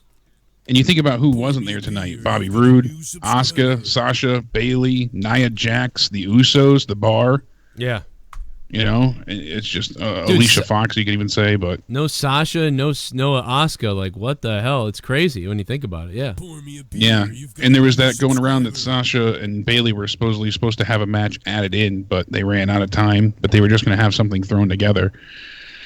I'd rather them, I guess, not be acknowledged and do something last second and have it be a waste. So yeah, it would have been a waste of time. FPW. All that fantasy booking too for Braun versus Kevin out the window. I mean, I had said to you it was just for fun. I knew it wasn't going to happen, but I had myself so wrapped up in the idea of something different, something outlandish, something crazy. It made sense. But I'll give this pay-per-view tonight a 6 out of 10.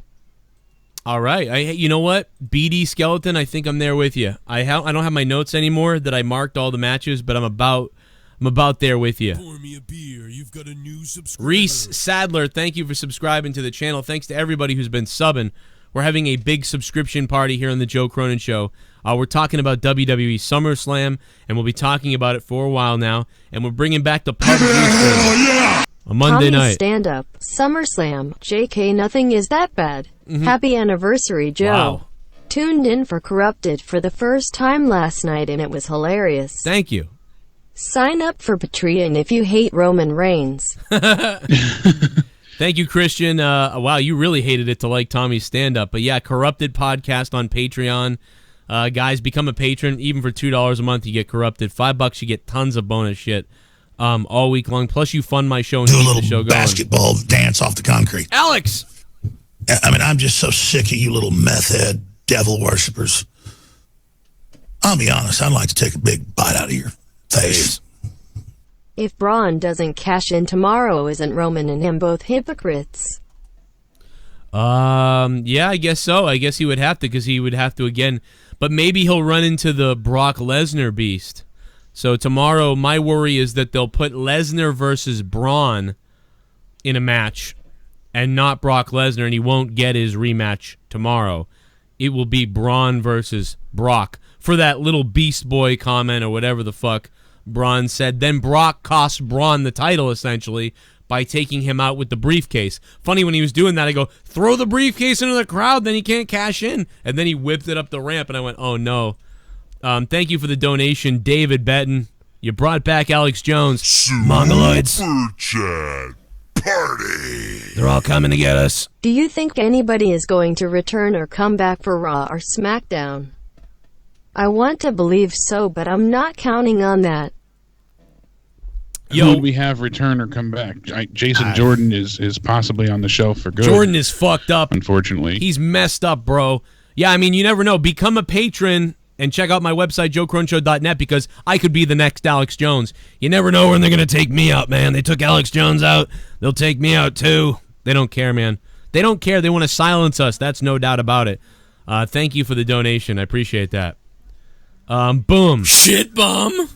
Brock is fucked. The Universal title doesn't have a rematch clause. Oh, that's a great point, Weasel. Yeah, how many people have not gotten their rematch, right? Like, nobody. Goldberg didn't.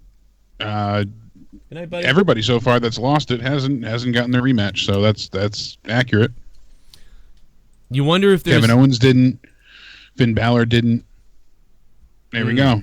Yeah. Brock probably won't either. I don't see him getting a rematch. I really don't. Yeah, that's really weird. I didn't think about that, but that's true. So many rematches. The fucking Rock, isn't the Rock owed a rematch or something like? I mean, well, yeah, for the WWE title, yeah, that one. Well, but for the Universal, no one's gotten it either. So yeah, it could be true. Figure. Hey, I mean, it's happened. 956, you're on the phone. What's up? Yeah, what's up, Joe? Honestly, man, pretty disappointed with the show. Yeah, very underwhelming, man. And it was the first time I watched in a while. And well, you should have. Did you watch WrestleMania and Extreme Rules? Because they were worse. I saw WrestleMania and I caught up with Extreme Rules and shit. And yeah, man, but still felt underwhelming. Yeah. But I'm going to Hell in a Cell in San Antonio. Should be fun, but I mean, I don't know, man. I feel like the product right now just doesn't seem, I don't feel like it's doing so well right now. Yeah, you got Dean and Seth. You don't need to feel they're going to take on Dolph and Drew, so I mean that should be good. You don't need to feel the product. You don't need to feel the product is doing bad right now. The ratings are down every year more and more. The ratings are the worst they've ever been right now. So you don't even need to feel that way. It is that way. The ratings are the worst they've ever been. That is a fact. Hashtag fact. Ratings worse they've ever been. This show was okay tonight. All right? It didn't make you want to absolutely murder someone, I don't think. But it still wasn't a 7 or an 8 to me, and it wasn't a 7 or 8 or 9. It wasn't. It was a 6 or 6.5 or a 6.8 or something. Maybe a 5, but it certainly wasn't as high up as you would like it to be. But it was surprising that it wasn't piss poor. Fuck yeah, I got everyone's addresses, man. I got everyone's fucking addresses, man. It'll be your daddy. Clinton Gorman, what's up, Clinton G? I'm coming home, Wendy, and I'll be the dad. I'll be the daddy. It sounded like Seanzviews girlfriend's new husband or whatever. I'm the dad now. That's what he said to Seanzview. Weekend dad. Can you imagine that, dude? Like, see, if I would have beat the shit out of that guy. I'm the daddy now. Now I'm the dad. I think they ripped that off of our story from Sean. No, I'm just kidding. It would be pretty funny, man. Clinton G, thanks for the donation. So many more to come in. We'll let them play as we try to talk here, and we'll see if we get interrupted. We get interrupted. It's all good, man. Yeah. People you think pissed. It makes Braun look foolish, the fact that he didn't make it a triple threat right off the bat? No. I think he's smart for doing the opposite, actually. Super chat. Super chat. Now Roman will hold the belt for 3 years. Agreed. Man of 1,005 holds. We might be in trouble, man. No, as long as he's defending it, at least we're a step up than where we were. I mean, it would have been dumb if he Fuck entered yeah, that I got everyone's addresses, man. I got everyone's fucking addresses, man. Dana can eat my balls. Go Beers. I'm going to make a bold claim now. I don't think he's going to hold the belt that long. He hasn't had any lengthy title run previously. I think they prefer him chasing than being the champion. Yeah, maybe. I mean, I think they feel like there's more money in him going after El Super than Beasto. actually holding. Thank you, El Super Beasto. I don't know. I mean, maybe Braun will get it tomorrow night. I don't know, but it's man, Man, I don't know. I don't think it'll be that soon, but I don't think it's going to be, a year-long reign either. If Braun won it tomorrow night, I think that'd be pretty cool. But again, it's like none of these people are entertaining me much anyway, whoever has the belt. So I'm just worried about the week-to-week show. I don't even care. Pour me a beer. You've got a new subscriber. Karmjeet Singh, what's up, Singh? Thanks for subbing to the channel. Shout out to everybody all over the world. The UK, Japan. We got people in India. We got people in the Middle East. We got people in Canada, Mexico, America, UK, Worldwide, Ireland, baby. Scotland, Australia, New Zealand.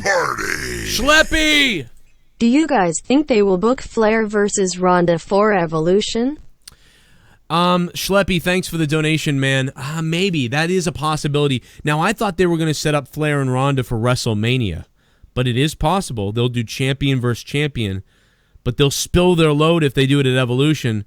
So if they value... I don't think they'll do it at Evolution. They might do that like Survivor Series when they did that. Mania. Last year where they did the champions versus the champions. The Raw versus SmackDown. I mean, no. They're not going to do her versus her at Mania. They might do the 4 women versus 4 women, but I can't believe they would do them against each other at Survivor Series. Really? That would be wasting... You've got a new subscriber. But then again, you wouldn't have them at WrestleMania because then would the belts unify? So that makes no sense. Exactly. So that's why I'm saying I could picture them if she's still champion. They would do it. That's what they did for Survivor Series last year. It was Raw versus SmackDown, again. So they would have Raw's champion versus SmackDown's champion. Captain Small Ones just subscribed. What's up? Must be related to Captain Big Ones.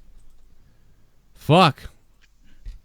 Damn. Joe, YouTube is fucking with your sub count. Super Chat Party.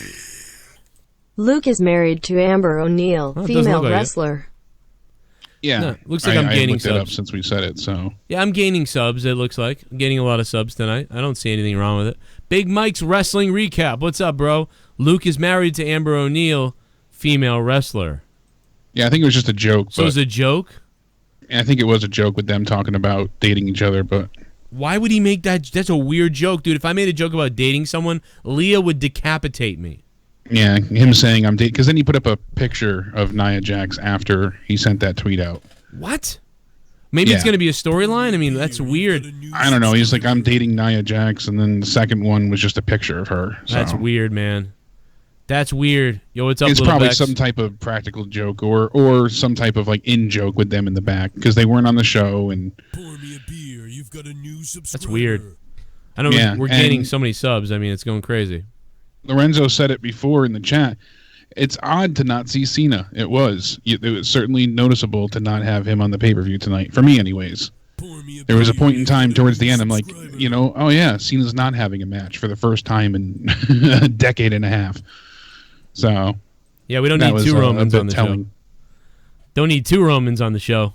No, Did you Cena see? has been Wait till you rather see my entertaining match, for the past, dude. Recently. I did a simulation of Roman versus Brock earlier, and it was insane. Like the match was insane. I'll play it to end the show tonight, but it was insane what happened. It was crazy. But Give me a hell yeah! I don't understand what their issue is with not letting the fans have fun. I remember back in the 90s every event had a hot crowd and signs everywhere, but nowadays they don't even let the crowd chant. I mean, for fuck's sake, they take away signs. yeah, I don't get it. It's a failing Movado. It is a failing mentality. It is a failures mentality, which is why the numbers are trending down. Just a fact. V2 of Doom Vito. My name is Kane and I'm donating. That's gotta be Kane. Damn it. Cronin, Yo. I love you, fuck nugget. Today marks my 5th year listening. Wow. And I'm not going anywhere. Thanks for the years of entertainment. Wow. Love you, buddy. I love you, Vito. SummerSlam was average 5.5 out of 10. Seems to be the consensus, Vito. V2 of Doom, Vito, thanks, man. 5 years of listening, man. I've known you a long time, man. We've known a lot of people a long time. This is crazy. Welcome to all the new people, and shout out to all the OGs of the JCS Army. You guys are friggin' beasts, and it's crazy that we're all still partying here in 2018. ShiBUM. It's awesome. Happy anniversary. Happy Yeah. anniversary. Happy anniversary. Happy anniversary. Pour a cheerful toast and fill it. Happy anniversary. But be careful you don't spill anniversary. Ooh, happy anniversary. Happy anniversary. Happy anniversary. Happy anniversary. Arushin Chu, thank you for the donation, Aru. What's up, bro? And I want to thank really quick, it's Zik Ephraim for becoming a $2 patron, and also Nakama's Warrior for becoming a $10 Patreon on patreon.com/Joe Cronin Show. They downloaded the app. Thank you.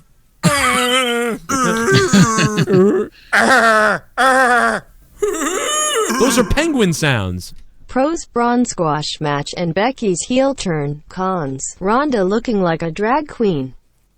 From Mad Max Beyond Thunderdome and Charlotte being the champ. Yeah. Again. 6/10. 6/10 for Gorilla Strong.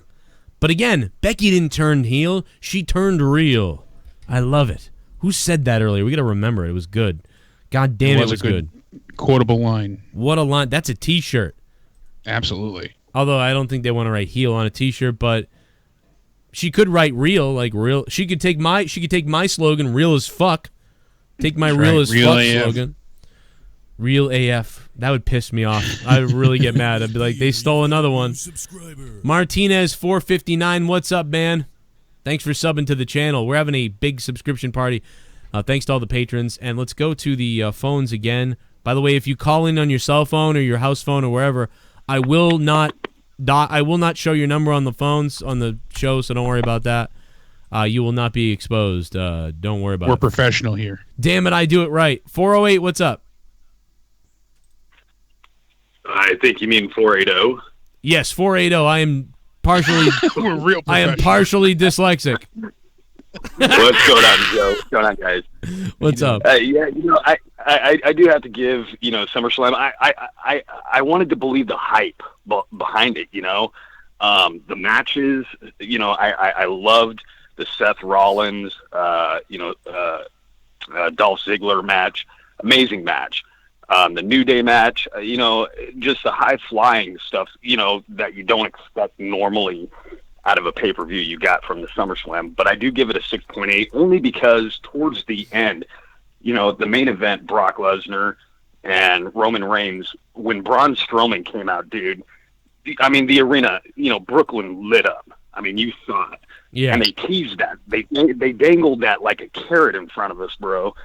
And I honestly thought, me and my wife were sitting there, and you could hear Michael Cole, or you could hear, Braun Strowman say that he's gonna, face the person after, whoever wins the universal title, Yeah. And, we're sitting there thinking, oh my God, so this is going to be a double match, but no, Right. It didn't happen that way. And in a perfect world, this is how I would like to see it happen. And you talked about the universal title and how there's no, rematch clause on it. But in a perfect world, I would like to see it go down like this. Tomorrow night, Brock Lesnar come out and he issues a rematch. Okay, fine. He wins the title back. And then Braun Strowman comes down and cashes in the contract. Right. That's how I would see it pull out. But yeah, I would like to see maybe that happen tomorrow night. That would be nice to keep the excitement kind of going. Because that's the one thing that they did they did hype us. Like, they really did a magic trick in many ways. Like, tonight, I was always excited for what was maybe going to happen. And up until the very end of the show. So they did a good job in that way. Whereas NXT, it was really more like, it was just great matches, and you enjoyed every one of them, or most of them. What my question, or I have two questions actually for you. What was the main match that you liked? What was the match that actually got you like, whoa, shit? My favorite thing that happened tonight was AJ and Samoa Joe, because at some point the match hit a moment where I was like, wow, this is awesome.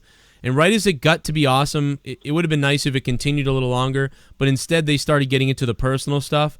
So then right, the story that they're telling mixed with the match, how it was building, was really good. I really liked it. So that entertained me the most. Because Seth and Dolph have already done this a bunch, I was kind of like bored by it, but they still did a really good job. They did a different match. It was better than their 30-man Iron Man match. So that was good too. So that I could see either one, and the finish at the end of the Styles match could sour people on it a little bit, but I mean, at least they did something. I'm excited that I not only saw what I thought was a good match, but then they turned it into a storyline that they can't seem to do on the Monday Raw and SmackDown. So I'm glad that they put PG aside during that last part of the match. They put PG aside, and they, Samoa Joe letting AJ Styles' wife have it. I mean, that was, even you heard the crowd just, completely gasped. I mean, that was not PG. That straight up took you back a few years to, storyline is getting personal. I do have to agree, though, that you would think that would be the build to the show. You would think now they would have the SummerSlam match, though. That's the funny thing, is this is all happening at SummerSlam, but this should have been what happened to go to SummerSlam. But I don't know, it's weird. It's going to continue now. It's bizarre, but I liked it. Yeah, and we had said the AJ family would be involved in the match, briefly in the prediction show, and I was like, I didn't think it actually happened. I didn't think it'd come to fruition, and I wasn't sure it was the best idea, but then the way Samoa Joe delivered that line and the reaction, like you said, the audible gasp from the crowd made it awesome. My last question, completely irrelevant from SummerSlam, but who knows? I've been reading up, the dirt sheets and everything. What's going on with this teaser of the NWO returning sometime later this year? It wouldn't. Is there? Okay, so here's what's happening. Number one, we know that I do commentary for Top Rope Promotions here. The NWO is coming on September 14th and 15th to Top Rope. They've already shown up at multiple other events. So X-Pac, Scott, and Kevin are on a tour right now doing the NWO thing. So it wouldn't shock me or surprise me to know that they were going to make some kind of appearance, because they've already done it. They've got Hogan in on the whole advertisement of it. They're doing it. So it's possible it's just an independent thing, but it is possible that they show up for something, for like a little one night to show up and say something. I don't know. Because it started off too. Hogan tweeted out something, NWO-esque, with some type of video, and it got people all kind of riled up. And from there, there was also rumors that it. Go ahead. Sorry. It was 2 weeks ago that he was actually flying on the jet, and he was tweeting while he was going to Cleveland, and then all of a sudden his phone started turning all black and white, and he's like, "Oh, brothers, something weird's going on." Right. Yeah. So him just bringing that up, it just got people into a frenzy. But there was mention before, because they wanted to start a new faction in WWE. They had tossed around that idea again. It could happen. Make a new NWO is always kind of thrown around. I don't know if it's the best idea, but like Joe said as well, I could certainly see them stopping by on their nostalgia tour. They're having Kevin Nash just won tour. a title recently, so yeah, Kevin Nash just won the. Yeah, no problem, man. Kevin. Well, I was going to say thank you for having me on the. Thank you for having me, and everybody, subscribe, Patreon, Joe Cronin Show's #1. Talk to you guys later. Nice, man. What a plug. Thank you, man. Thanks for the call. Hey, here's the thing. Kevin Nash did win the Big Time Wrestling title from Flex. I think it was Flex. He's been the champion for a long time, I believe. So here it is. In Lowell, Massachusetts, I'll be doing commentary, or I'll be there for the shows. So come on out, man. Get your tickets now. There's some front row seats available to see everybody. Big shows coming up. We got Lowell, Massachusetts, September 14th. September 15th, Campanelli Stadium in Brockton, Massachusetts, at the Brockton Rocks. So if you're in Massachusetts, Rhode Island area, wherever else to drive to, don't miss the New World Order. They're showing up, baby. Shout out to Sean and Kevin and Scott. It's going to be a fun night. Haven't seen them in a little while. It'll be good to hang out with them again. Sean is always really fun to hang out with, so that's going to be a good time. Yeah, you said he's a really good guy, so. Really fun to talk to. I really, just fucking awesome dude. Makes sense. Personality certainly seems that way. Yeah, he's a lot of fun, man. Hit that sub button. Let's get back to the see what you guys are saying over here. Hell yeah! Damn it, Joe. Streamlabs needs longer text. I was going to do the Flintstones happy anniversary for you, but not long enough text. Damn it, lol. Yeah, I know, man. We'll be here forever, though. Arushin Chu, thanks for the 316. Damn it, Steve Austin wants you to donate your blood. Bloatate your damn blood. I can't even do Austin, dude. My throat is so jacked up, it's gone. I can't do it, man. But it was Bret the Hitman Hart tonight at the SummerSlam. So it was the SummerSlam tonight. Missy Poppin'. Thank you for subbing to the channel, Missy. What's up? We will take a few more phone calls in a few minutes, so get ready for that. Get ready to call in. I'll let you know when. We'll go through the matches real quick in a minute, too, once things slow down a bit. We'll shoot right through them, man. Marco Latini, what's up, man? Thanks for subbing to the channel. Pour beer for Marco in the chat. And eventually Finn's comment will come up, Finn Balor forever. But, yeah, Luke Gallows is separated. He's divorced. Oh. I guess the Wikipedia is just not updated. Remember someone had called in talking about that time they were on the train, and they gave us that whole story, the back and forth, so. Oh, that's right. Yes. I forget who I that had forgotten was. all about that, but somebody called in and told us how they were on the train with Amber O'Neal, and she was going off talking about Luke and trashing him. I think that was at Mania. Yes. I almost around then, but Finn Balor that. and a few other people in the chat reminded us, so good on them. Crazy. So I guess he's also said that he's on Tinder, Luke Gallows, so maybe it is legit, and he is dating Nia Jax. He's on Tinder, Cortez Hopkins. Thanks for subbing. That's crazy, but Wikipedia still has them together, so I'm not, totally off basketball dance off the concrete. Here we go. I mean, I'm just so sick of you little meth head devil worshippers. Devil worshippers. I'll be honest, I'd like to take a big bite out of your face. Luke and Amber divorced in 16 or 17. Oh. Remember the guy who called in on Mania who said he met her on the train to know and she trashed Bullet Club to him, apparently. Wow. That's so, man, Finn Balor, man, he got a memory. He remembers that call in the middle of Mania review. That is amazing, Finn Balor. What's up, bro? You're a damn legend. Make sure you guys hit that sub button down below. Subscribe to my channel, guys, if you like the videos. Don't miss out. Hit the bell to get notifications. Check back every day for my news videos and all the stuff that we talk about. Finn Balor, thank you for the $10, man. We got some more coming and more to talk about, so it's going to be big tonight, man. It's going to be big tonight. Let's let one more go through. It's a sub. It's the nerd. The nerd, thanks for calling or subbing, man. Speaking of calling, we got on the phone Mr. Alien Scott.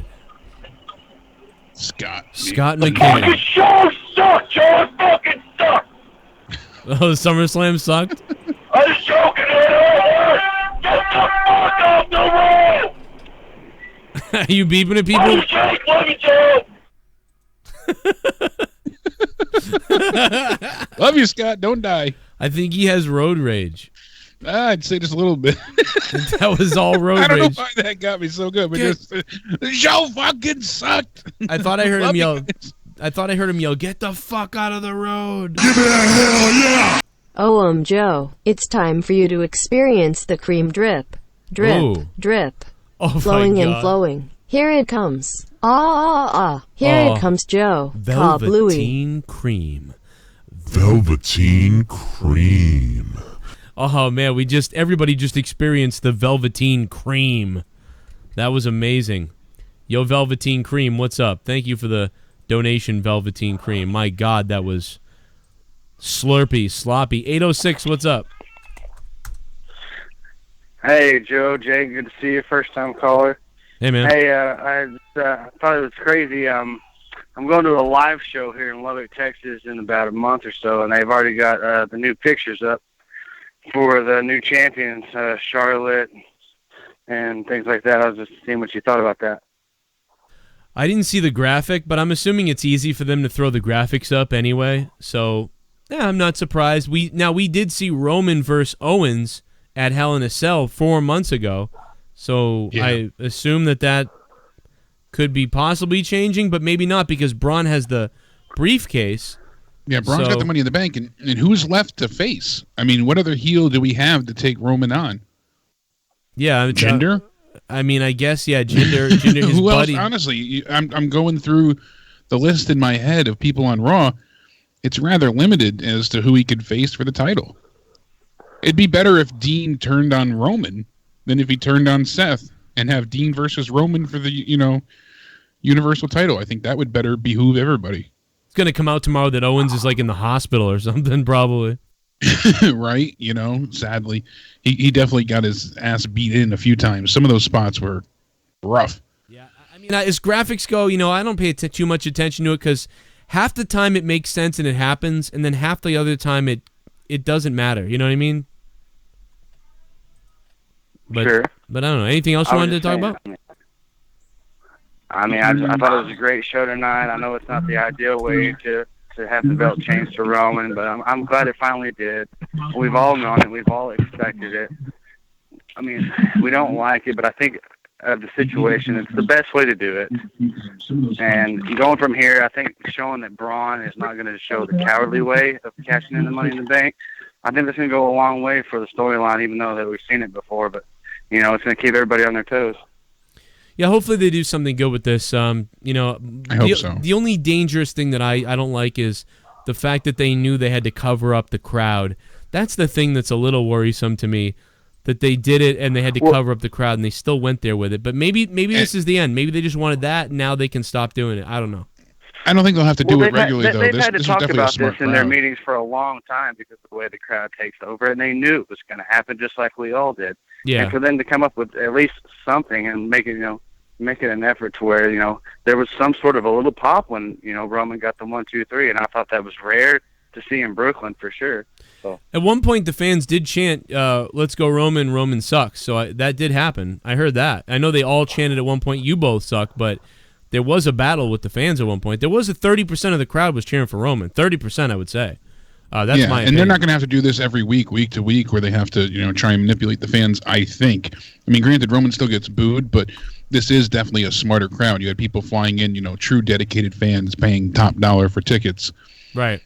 You know, it's not the families and kids and, you know, casual fans. I hate saying that word, but, you know, everybody, you know, going on a regular basis to a Raw or SmackDown. I think they'll have better luck going forward. Not this week, anyways, because they're still in Brooklyn for the next 2 nights. But right past that, I think it'll work a little bit easier in their favor. Yeah, and they'll have to cover. They'll still know they have to cover up tomorrow night. There'll be another fucking delayed bullshit, which is kind of enraging to me. Still, I just don't like that. I know I even said it in my predictions. Here's what they have to do, but it's like still like, or here's what they're gonna do. But that's only if they do these things with Roman. So I don't know what will happen tomorrow. I'm very, very curious. Yeah, it is frustrating, but I'm dying to see what they do for Roman's, you know, inaugural address, or him coming out and being introduced as the new Universal Champion. You know, I most of the fans are going to be at Raw tomorrow night, so I'm just curious how they're going to approach bringing him out. Or is he going to start the show, or likely I imagine him coming out? Actually, you know what? They'll probably have Ronda come out with the Raw Women's Championship, start things off on a high note. Maybe. That's my guess. A delayed high note. Yo, Rojas, what's up, Rojas? Yo, I want Nia Jax to eat herself to death. What's up? I think she's already doing that, man. Yeah, I just want her to die. You know, car crash, hanging, some kind of miserable death for her. Because I can't stand her. She's so fat. She wasn't even on the show. She wasn't even on the show tonight. Yeah, but her name was mentioned. I just wanted, I heard her, and I was just like, bullet to the head, not to me, but to her. Hopefully, oh my God! Execution. Oh my God! Imagine they just bring up. You're gonna find me dead! Public execution in front of the Barclays Center. Oh man, what the fuck is wrong Battle with you? Cow. Battle Cow is put Battle down. Cow, Jesus! Battle Cow, Jesus! You're gonna find me dead! I just wanted to just deflate her like a balloon already. Oh just man, that come big on, fat man! Cut of hers. Oh my God, Rojas! No, when you're bitching about her, what about me? Jesus! Jeez, you want Jake to die too? Jesus! 978. What's up, 978? God. Hey Joe, hey Jake, happy anniversary. Thank you. Thank you. Joe and Jake, I just got 2 quick questions, and then I'll hang up and listen to you guys. Alrighty. So first of all, on this whole entire main event thing, like, why couldn't? I mean, I can understand like they wanted nobody to hijack the show with Braun Strowman coming out, but the thing I don't understand is why couldn't he just wait till like everybody else coming like after the match and then just like cash in right there. And then, of course, the second thing is this now going to be the new feud between Charlotte and Becky? And again, happy anniversary. Thanks, man. Yeah, I mean, thank you. Also, 978, you're local. Yeah, I had said in the predictions I thought Charlotte and Becky would have some kind of feud, so that's still the same. Had the person winning the wrong way. And clearly, I mean, yeah, Braun would have never done that. The only reason why Braun did that was because they made Braun do that to keep the crowd buzzing. I feel like a lot of people didn't watch my predictions or something. In my predictions, I said they will do something big before the match starts or right when the match starts to distract the crowd so that they won't be booing or hijacking the match, which would clearly set up a Roman Reigns victory. We also said that based on the clear good guy, bad guy situation with Roman and Brock Lesnar, that it was clear that they were setting up a Roman Reigns victory in this match because of the good guy, bad guy situation and Brock getting the upper hand on Raw on the go-home show. So everything was clearly set up for Roman to win, be the good guy, but how could the good guy be the good guy if the fans are booing him? Well, you send out Brock Lesnar or Braun Strowman to distract the crowd. We talked about it for weeks. Now, we had the Owens thing wrong once that information leaked out that maybe Owens would show up or whatever. But the result was still the same. Yeah. Well, you weren't even so much on that. That was just me pushing for that because I'm I kind of went along with it. I was like, yeah, that could happen, yeah. But either way, it was one of the Either way, we same still result. had the right, formulation of what was going to happen. And the sad thing is like you said, instead of people focusing on the match, it's the same idea of when there's a return coming and everybody's facing the ramp the whole time. Stone Cold's coming out, so everyone's just staring at the ramp. They don't care that The Rock and Triple H are fighting in the ring, which that wouldn't happen anyways, but everyone was focused on Braun the whole time. What's he going to do? What's he going to do? They weren't looking at Roman and Brock for the most part. And then, they start at high impact, high octane. You get really, big moves right off the bat. Superman punch, spear, spear, spear. And then, you go right into the chokehold. And then from there, it starts to slow down. And that's when the fans start to boo. So what do? They start attacking Braun. And now everyone's like, oh, shit, Braun's going to react. Braun's going to flip out. And he doesn't get that chance. Roman takes him out inadvertently. Then the way they ended the match was very sudden, too. So the fans didn't even have a chance to think that was going to be the conclusion. I know I didn't think it was ending right at that moment. I thought there was going to be at least another minute to it, honestly. When we saw, Lesnar line up with the chair shot, and then we saw the spear come down, we saw the 3 count, and I was like, wait, that was 3? And people I was watching with were like, no, that wasn't 3. I was like, yeah, that was it. That was the ending. No, yeah, that was the ending. So it was a bit jarring, just, the way it ended. And that's what they wanted. They wanted to kind of give you that, surprise finish so people weren't expecting it. And it worked. Right. People didn't have a chance to boo because they didn't even know it was over till it was done. And then they went off the air super quick. Yeah, it's pretty little good magic trick there. Anything we didn't talk about tonight that from the other matches that we should really grab onto? I mean, you can think of. I'm sure there's more. Yeah, I'm sure we haven't touched on quite a few things, but Dolph, and Seth, they put on a good show. Really enjoyed their match. Like I said, it was fun to see Dean get into Drew's face, and I can't wait to see them go head to head eventually. That'll happen. I'm curious when Dean's going to have his first actual match back in the ring. Him giving the Drew dirty deeds on the side of the ring was just a bit of fun. I got swept up into it. So, and again, that was another one that had a bit of a slow start, and then it just built and it had that nice bit of that crescendo to it. So, the Bludgeon Brothers match, Big E is just so damn impressive. I know this can't be understated. We say it often here, but when he starts just flipping and diving around with his size and his stature, it's just impressive. I wasn't happy with the way that ended, though. I know you weren't, overly thrilled either. It's going to keep the feud going. And the sad part is, though, I don't know that I want it to keep the feud going, and I think that's why I was a bit more disheartened by it. There's other people that should be going for the tag titles, but I'd rather see the Bar in this scenario, too. Now we know we're definitely going to see Bludgeon Brothers and New Day, possibly even in a Hell in a Cell at the pay-per-view. Kind of makes sense. Braun and Kevin, that was a waste. really just set up what was going to happen later in the night. Everybody knew that because it was such a really quick squash that we'd see Braun later on in the night. The thing that I was most perturbed by and upset with was the fact that they showed Braun's weaknesses for the past few weeks. That's what they were building on. You know, could he get counted out? And they added all these crazy stipulations. Owens didn't even get any offense in that I can recall. I think one move. Yeah, it was like a quick super kick, and then that was it. He no-sold it. And then we talked about, too, early on in our predictions, really early in the predictions, that it was probably clearly here just to get intrigue going. At least that's my position on it originally. But instead they used it to make it look like, damn, they building Braun because he's going to run everybody over tonight. So that was how they used it, too. It was very smart and calculated on the WWE's part to do all the right things to make it believable that Braun was going to show up. And yeah, poor Kevin Owens. Was he even at SummerSlam? I don't know.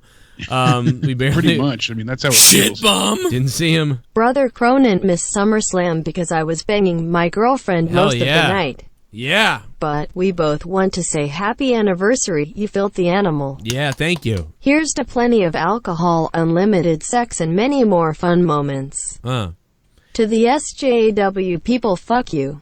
Yeah, F the SJWs. Suck a D. Bad Omen, thanks for becoming a $5 ShiBUM. I hope you bang your girl again. Hope you guys do it twice. But we're on Patreon now, so it's all good. Since YouTube thinks I'm a naughty boy. And so doesn't Twitter. Bits from Twitch. SummerSlam was better than recent PPVs. Agreed. However, the length and bullshit matches, such as Braun vs. Co. and Finn vs. Baron, killed it. 6/10. Thank you for that.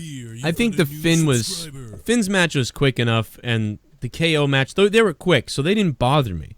You know, it actually was well kind of paced, I thought, to be honest. But it was a long show. I was bothered by the Owens match, but, you know, that's where you and I differ.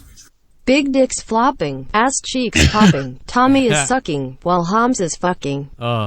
This one goes out to micro penis Jerry. One day you'll be able to go deeper than her clit. Oh my god, no.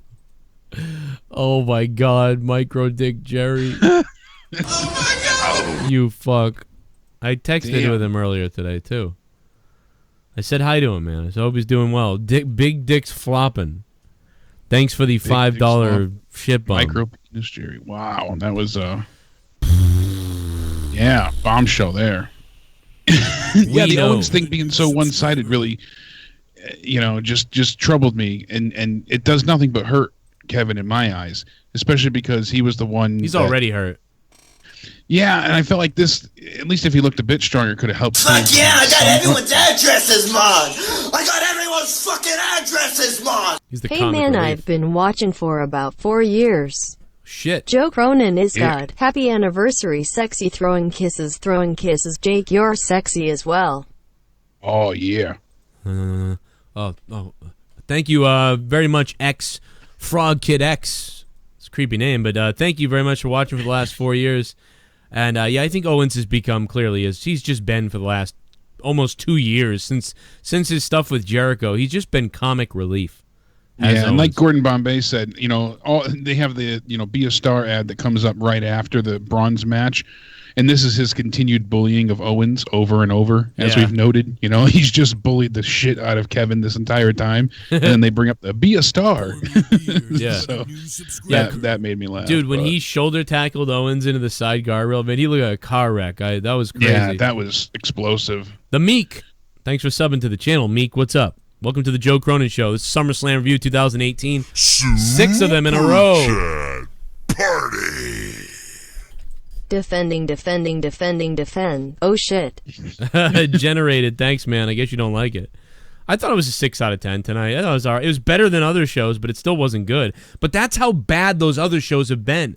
That's how bad WrestleMania was. That's how atrocious Extreme Rules was. That tonight people are saying that this is the main card match of the year, main roster pay-per-view of the year. Yes, this is the best pay-per-view for the main roster, which is still not NXT standard, but at least people were fighting about that on Twitter. The fact that it was fighting about that is much better than what it used to be last month. Steven Paterano, thank you very much for subscribing to the channel. What's up, Steven? Yeah. Next, we had the Charlotte Flair match, as I'm going to refer to it. Not the triple threat, just the Charlotte Flair match, because it really does it. You know, that's one of the things I noted. It wasn't a bad match, but I would have preferred Carmella retained, because it always feels like Charlotte is kind of, you know, Roman Reigns-esque, where she gets special favors, and, you know, someone originally noted this is her 7th championship reign in as little as 2 years, and it feels like, oh, because she's a Flair, she gets put in. She didn't need to be added into this match to begin with. I know where they were going, but I feel like they could have gotten there without Charlotte needing to win the title. So I think they're using that this time. WWE TV, thanks for subbing. I think they're using that this time. I think they tried to make you angry tonight with that. I think that was the point this time. So I see that. I do. You know, oh, she won again. Becky didn't get her, you know, comeuppance. It had to be Charlotte. And yeah, that's what they were trying to hammer home. By the way, the match would have been garbage if Charlotte wasn't in it. So anybody hating on her, I mean, she was the one who did all the good stuff. That corkscrew moonsault, so? Yeah, that was amazing. What the fuck did anybody else do? That moonsault was great, but I don't think it would have been garbage without her in it. I think her and Becky and Carmella could put on a good match still. I don't know, man. I mean, they did all right, but I don't. They had a good match on SmackDown. They could have a good match, but I like that match a lot because of Charlotte. And I don't. Yeah, Charlotte's definitely a great wrestler. She adds to whatever she's in. Yeah. It just feels like often she gets put in these scenarios when there's other deserving people in line ahead of her. She just came back from injury, and immediately it's, oh, here you go. You're back in contention for the title. You want to go back in time? Oh, let's time travel, baby. It's August 18th, 2013, when I was doing my SummerSlam review. Look at this mic. What a flashback. His technique, he's a really good wrestler. Look at this mic. I'm not a big Cody Rhodes fan either way. Sound. I actually think... Look at this setup. Look at this. 8 or B+. I agree with that. And there's no doubt. Listen, there's so many problems right now with the title belts in WWE. I mean, there's so many problems. So that's kind of where that came from. But everything else was legit on Jay. They had no facial hair. Deles Jam says, Joe Cronin, Joe, you're scaring me. Don't be scared. It's all right. Don't be afraid. Chris says, and jam Teddy up your sphincter so damn far that you will never, ever be able to take a dump again, Jay. What do you think about that, you little son of a bitch? I was going off on some guy who sent me an angry letter and said he was going to hurt me. That was such an awesome night. Come to find out, he was a 13-year-old. He was terrified. He's like, please don't hurt me. I'm like, well, you said you're going to hurt me, so I said I'd hurt you. And then he's like, I'm a kid. And I was like, oh. Great. Okay. Like, what the hell? I thought you were some adult writing me a letter, you dummy. The fuck like did that you write this letter? basketball star that got catfished by a catfish, you know? Yeah. Pretty funny. You know, but that was such an epic night, you know, for so many reasons, and all the friendships, you know, you and I have made along the way, and I was. When did you find me though? Did you find me WrestleMania 30, or did you find me? No, that night I was hospitalized. I couldn't watch Daniel Bryan's match. I wanted to know what had happened. I was searching for it. I couldn't. I was on my phone, and I saw your live stream on YouTube. That's crazy. That's when I had the staph infection. You see Melly in the back? Melly in the back was spreading her legs open. Melly in the back was showing everybody her vag. Her goods. Yeah, everybody just noticed that in the chat. That's weird. Yeah, and then I started watching, and I had also, years later, got into JD for Call of Duty content. Happy anniversary, JCS. Been watching since December 2013.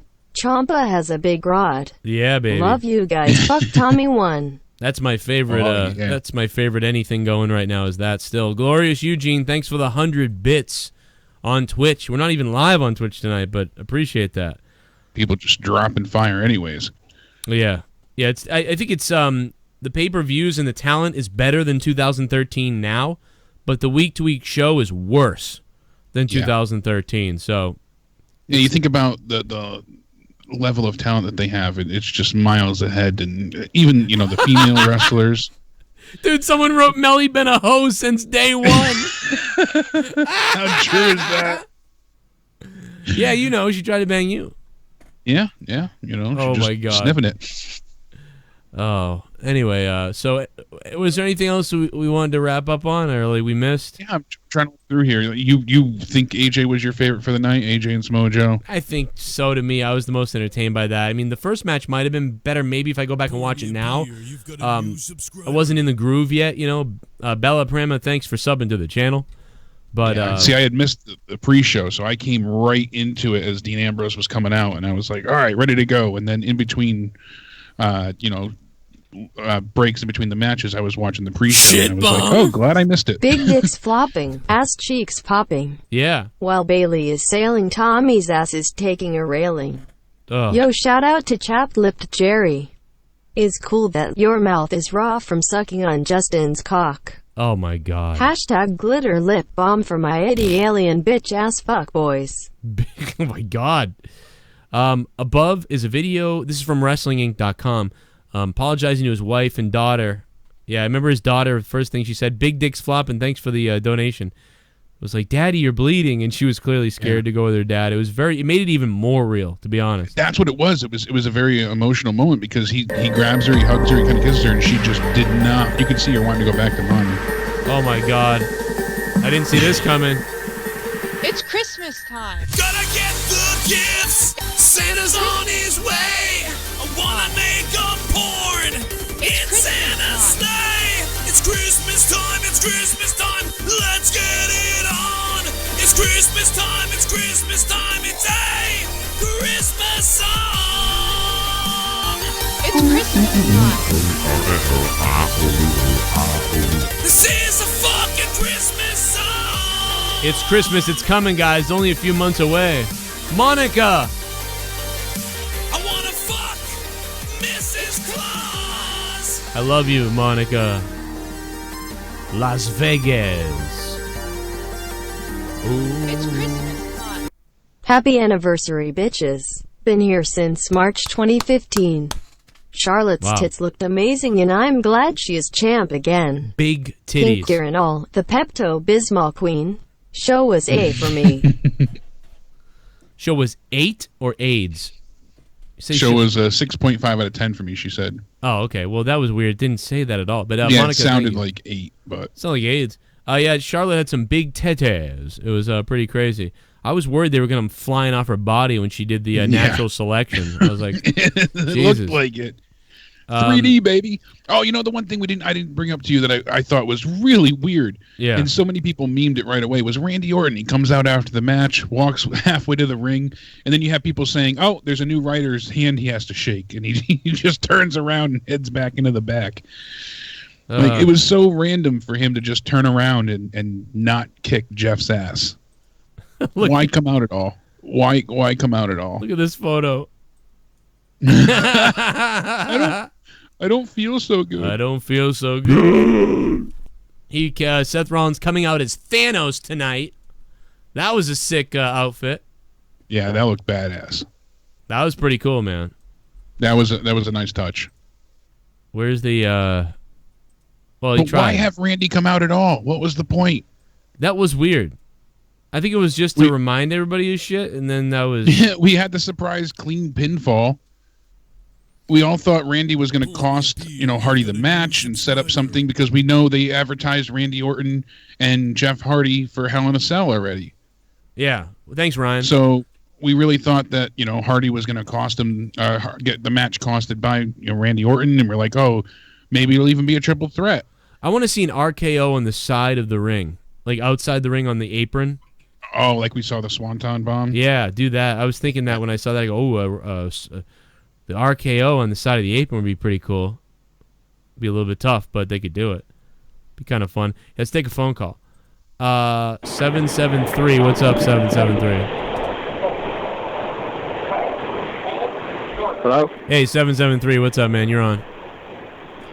Hey, first time caller. I just wanted to ask, man, what do you think about the main event? I mean, what was the point of Braun Strowman being out there? Like, really? Well, I mean, I guess it was just trying to get the crowd to, not boo, trying to trick us and all. But man, that was it. Why? That's the answer. It's like it's like a bad plot hole in a movie. It's like when you watch a movie and you're like, why did that happen? It didn't make sense. It's a plot hole, basically. Yeah, but they could have gone a different way. Other than that, I mean, I agree with you. The Samoa Joe versus AJ Styles match was great. I mean, they could have done it better, but I mean, it was okay.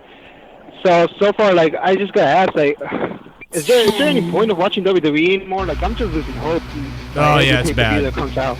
No, it's bad right now. It's so bad. Scott McKinnon, thanks for the $10. It's bad. They need to switch the weekly show. I mean, that's all there is to it. So bad. I just killed about 6 PPL in a 6-vehicle pile-up. Oh, so my God. before my car insurance goes up, here's $10. One love, boys. Yo, Scott. Scott, thanks for the $10, man. I really hope you're kidding. I saved a lot of money on my car insurance by escaping the border. And can you imagine if that's real? Can you imagine if that's real? Vehicular manslaughter. I'm looking it up now to see. Get the fucking radio, the scanner out to see if some Canadian exactly. Hey, thanks to the caller, man. Good call.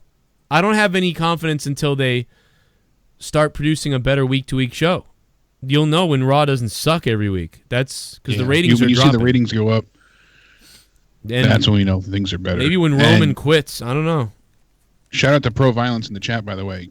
Been here a long time as well. Yeah, see a lot of people still, hanging out, and a lot of long-time listeners. Yeah, man. And stay tuned on Patreon. I'm going to have a bunch of stuff for you guys tomorrow on Patreon. I'm going to be uploading videos here tomorrow as well. We're going to be live tomorrow for the Monday Night Raw review right here. We'll be live for the Smackdown review. Wednesday, I'll be live at 11 p.m. Eastern Time, U.S. For Out of Nowhere, the wrestling podcast we do. And Thursday Night Throwdown, I believe, returns Thursday night. Friday night will be Monetize This live. Make sure you sub my other channel, my gaming channel, youtube.com/JCSGaming, Battle Royale Battalion. And I'm on Twitch as well. All the links to everything are down in the description box down below. And if you want 30 hours of bonus podcasts on Patreon, you can download everything to your phone in audio form. You can download every one we ever did. You can check out my website, joecroninshow.net, and also check out WrestleCrate. If you haven't purchased WrestleCrate ever before monthly, last couple months ago, we got Jake the Snake Roberts' autograph in the WrestleCrate with T-shirts and all kinds of stuff. WrestleCrate.com. Enter in coupon code Joe Sent Me. You'll get a percentage off on your WrestleCrate. You guys fund the show. You guys keep it going with these live donations that you've been doing tonight. Obviously, Patreon funds the show as well, plus you get a bunch of bonus content. So you're not just supporting me with money, you're also getting a ton of content. And if you're listening to the show for free on YouTube every week and you're a patron, I mean, I think it's something like 25 hours a week or 20 hours a week of bonus, of just content a week. It's fucking crazy. So look down in the description box, expand your description box on your phone or on your computer, and look at all my links because I got a ton of stuff in there for you so that you guys can be entertained by comedy, gross comedy, regular podcasts, politics stuff, entertainment stuff, plus a ton of the wrestling content that we do here on the Joe Cronin Show. So there's just so much if you're new to check out, and so much if you're old school and you just forgot that I did all this other stuff. Check back every day. I'm going to put a video up mostly every day. I've got 3 or 4 YouTube channels with different stuff on them, including youtube.com/corruptedpodcast on YouTube. Subscribe to that. We're at like 9,000 subs over there. And then here we are, 57,000 subs right now. I mean, we're at 57,717. We gained about 500 subs today, so it's going to be great. Thank you guys for that. And I mean, is there anything else that you got on your mind, Jake? No, I was trying to look through the news, see if there was anything else that had popped up in the meantime. All right, not really seeing much, but we're gonna hit the calls then, baby. 732, what's up? Yo, 732. Hey, you're on. Yeah, what's up? You're live. Hey, how's it going? So I haven't really been keeping up with wrestling too much because the weekly stuff is just hard to get through. But I went to the NXT show last night, and tonight really impressed me. NXT was a better show, but in all honesty, I was actually pretty happy with the show tonight. And like you guys said, maybe it's because the content has just been so bad with the pay-per-views, but I agree with you. Satisfied. I actually enjoyed it. I agree with you. I was anticipating everything, and I was pretty satisfied with stuff. There was some things I didn't like, but I wasn't angry or bored or falling asleep at any point. So, yeah, I agree with you. I gave NXT an 8 out of 10.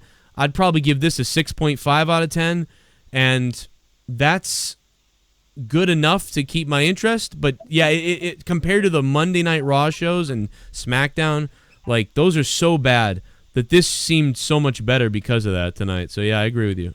Fuck yeah, I got everyone's addresses, Mon. I got everyone's fucking addresses, Mon. I don't know.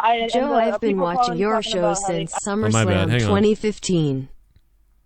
Oh, sorry, man. Let me put you on mute for 1 second, caller. Hold on, let me fix this. ADTR, man, what's up, bro? Thanks for the donation, buddy. I'm glad you're still here after all these years, ADTR. You're a good man. Thanks for the Scott McKinnon donation.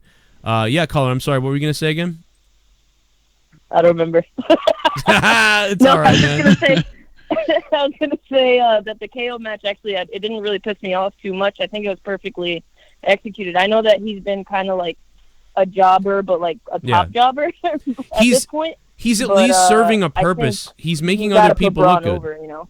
Yeah, he's making other people look good, and it's been like this, so I'm okay with it. I wish he would go back to the Fight Owens fight, but you know, it served a purpose tonight, so I'm not mad about it. Really, I'm not mad about it. I agree with you. Good call. Good call. Good caller. That's a great caller, and he sounded younger too. And he's one of the better callers. Yeah. Young people are on the ball, man. A lot of them are sometimes. Your listeners, anyways. Yeah, good call. That's the truth right there. Look, Luke Rojas is losing it in the chat, like he's lost his mind. ADTR, thank you for that super chat, man. Let's go after Roman's Achilles, someone said. Jesus Christ. Did you see the moment that Nikki and Bella were in the ring celebrating with Ronda? Yeah. I don't know if you watched the post-match celebration, but the reaction was glorious. Everyone booed the shit out of the Bella Twins. The crowd went from screaming their heads off in celebration that Ronda, vanquished the evil Alexa Bliss to just pure hatred flying out of them that the Bella Twins were in the ring. That's pretty funny. And I'm so thankful, because like we had said that, she was booked in such a strong way that, I have to bring out a classic line, but they booked her so strong that if Ronda didn't win, someone in creative has to die. That was the truth. Shell reminded me of that one before, but it really was. Like we said, she beat security, she beat Kurt Angle, she beat Triple H, she beat everybody up. Had she not been able to topple Alexa Bliss, then there was a huge problem. She is the WWE's Mary Sue. She is Rey from Star Wars. She is the SJW female juggernaut. But the thing about it is, it doesn't feel that way, really, because Ronda Rousey beat the shit out of people in real life in the UFC. So, but in the WWE form, she did just show up and start kicking ass, and she's beating people like men, just like Rey was able to sort of do, best Luke Skywalker. So, I mean, it's got that vibe, but she did it in real life to women. Now, she never beat up guys, and she did eventually lose to a woman. So, I get that. By the way, guys, Instagram. Follow me on Instagram for all kinds of weird pictures and conversations and video streams with you guys. Instagram.com/Joe Cronin Show. It's in my description box down below, too. I'm going to put the Facebook page up as well, so you guys can like my Facebook page and see those random streams as well. Rage Internet Radio. Facebook.com/Rage Internet Radio. Fuck yeah, I got everyone's addresses, Mon. I got everyone's fucking addresses, Mon. Happy anniversary, Joe. Been watching for 4.5 years. Monetized this 64. This was the first main roster show I didn't get sleepy in a long time. I agree. I didn't sleep. Nate from VA. Thank you, Nate. I agree, man. I wasn't sleepy tonight. I'll give it to them, man. I don't think it beat NXT to me as far as a complete show, but they did a pretty decent job, and I'll give it a nice sort of optimistic 6.5 thumbs up. But now I know we're back to sleepy Raw and SmackDown. That's what concerns me. I'm really concerned about that. Facebook.com/RageNetRadio, Instagram.com/Joe Cronin Show, at CorruptedPod on Twitter, at CorruptedPod on Twitter. Ignore that Twitter handle up there because I'm banned for life on Twitter, so I have to check out on the Corrupted Twitter account because of Twitter being SJW idiots. morons banning me for being banned, which is stupid. I forget who, they sent me a DM before saying, tell Joe to do this, make a new account, but block Twitter and, the actual Twitter account, just block them, and it's like, they can't ban you if they can't see you. Yeah, but except they got my IP address. Twitter and Jack and Twitter support, then they can't see you. 973, you're on the phone, what's up? Hey, how's it going? Hey, man, what's up? Turn your radio down there. It's so loud. So it's overcoming you, man. But yeah, they have my IP address or whatever. They know, so they just know it's me. They ban me every time. Yeah. I'm sorry, 973. What's up? Yeah, I was just wondering. The two main events, which was supposed to be Ronda Rousey against Alexa Bliss, and of course, Roman Reigns against Brock Lesnar. Mm-hmm. It felt kind of short to me. Those were two pretty short matches. You didn't really see Roman Reigns and Brock Lesnar interact too much, after the first little riff and raps they had. But I was wondering, do you think, what do you see in the future for Roman Reigns? Do you think he's going to hold on to this title, or do you think it's going to be a quick title change and right back to Brock Lesnar? I hope it doesn't go back to Brock Lesnar. That would be, man, I hope they don't do that. They could, but I hope they don't. I mean, could you imagine? I mean, what I want isn't going to happen. I want Reigns to be a heel and be the champion and to hold on to it for a little while as a heel, but they won't do that. But that's what I'd love to see. So I really don't know. I think Reigns is probably going to hang on to it for a little while because they clearly just love him based on what they've been doing for him. Yeah, definitely. But I mean, and then as far as Alexa losing, that made sense because Ronda beat up men. Ronda beat up everyone. So then when she gets in there with Alexa, it's clearly she's just going to crumble her. So that made sense to me. And the Reigns thing was short because, again, they were worried about the crowd hijacking the match, which is in a way too bad because, I mean, Brock and Roman, they had a pretty good match at that WrestleMania where Seth interrupted. But again, someone's always got to interrupt or save something because people just don't like Brock and Roman anymore. They just know. They didn't even like them really that much from the beginning. That's the thing that's bizarre. And they still just keep going there. It's like they're trying to mess with us. 540 is on the phone. What's up, 540?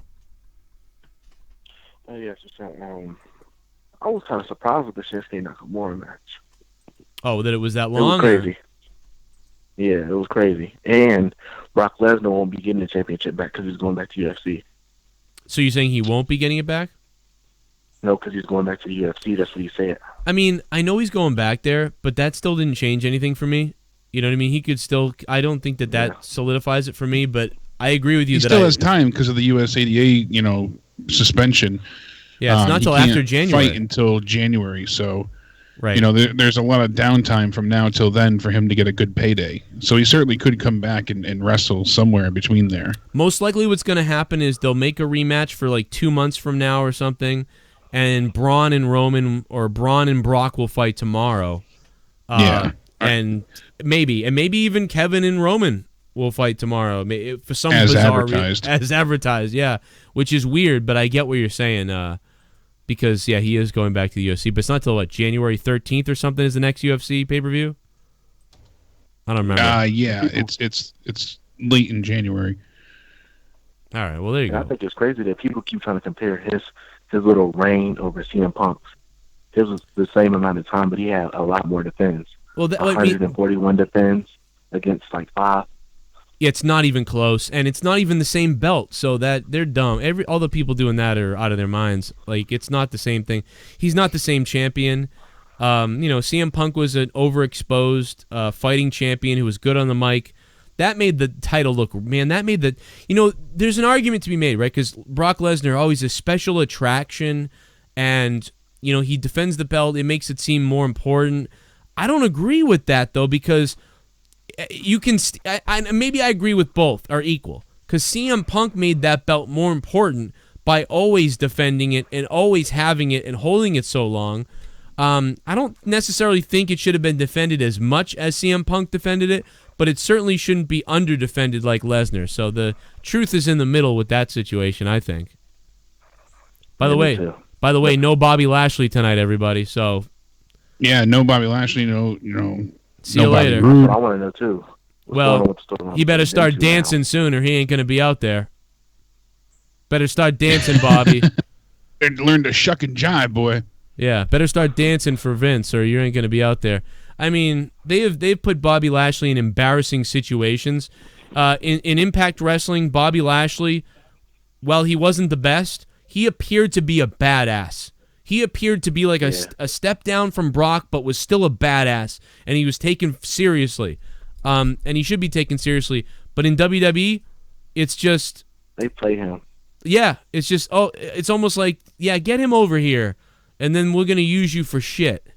And it's like, what is wrong with them, dude? They don't, like, I don't know, man. But tomorrow he starts dancing, he's out there. Guarantee it. But you know what? Have no fear, everybody out there, especially if you're a fan of, and listen, we're not SJWs here or anything, but if you're a fan of a black guy ever becoming champion, hey, Velveteen Dream might do it, man, because I bet you Vince loves the Velveteen Dream gimmick. I bet you he loves it. And I love Triple H's response. Triple H was like, oh, you thought it was Vince he was talking about? He was like, no, it's just he lost his cell phone talking about Dream. And he's like, and he was just telling his friend to call him. That's so great, man. That's something different, though, because like Velveteen Dream is something we've never seen before. Yeah, and Triple H also did say that, you know, Gargano did injure his knee legitimately on that call. Well, so the media call afterwards, I don't know, because sometimes he keeps up kayfabe with those things too. Though. Yeah, no, but usually those media reports are kind of like half true, half in story. You know? So it's not. He's not hurt. I don't think so. Triple H sold it. He had to sell it. I was going with that, but you never know. So yeah, I mean, Gargano, the way he sort of kicked him and had to lean into it, it's possible he hyperextended something, no doubt about it. But I don't buy it. Nice try though. It was a really good, sell. I think, Triple H had to go that route, and good for Triple H. I think he did a good job. Because he even said at the beginning of it, he was like, he might have gotten banged up there, something with his knee. So I don't, well, I'm looking for the fucking beginning of the call. I had it was on YouTube, and it was all over the place. Now I don't know where it is. Fucking Jesus. Triple H Media. I was going to put it out for people. When was, what was it, 8/18 was the show? Yeah, it was 8/18. Yeah. It wasn't 4 days ago. Everything says 4 days ago. Yeah, because that was the original media call. Yeah, but I was trying to find it myself. Where's the post call? Why isn't it up anywhere? Wow, I'm surprised. I had it the other day.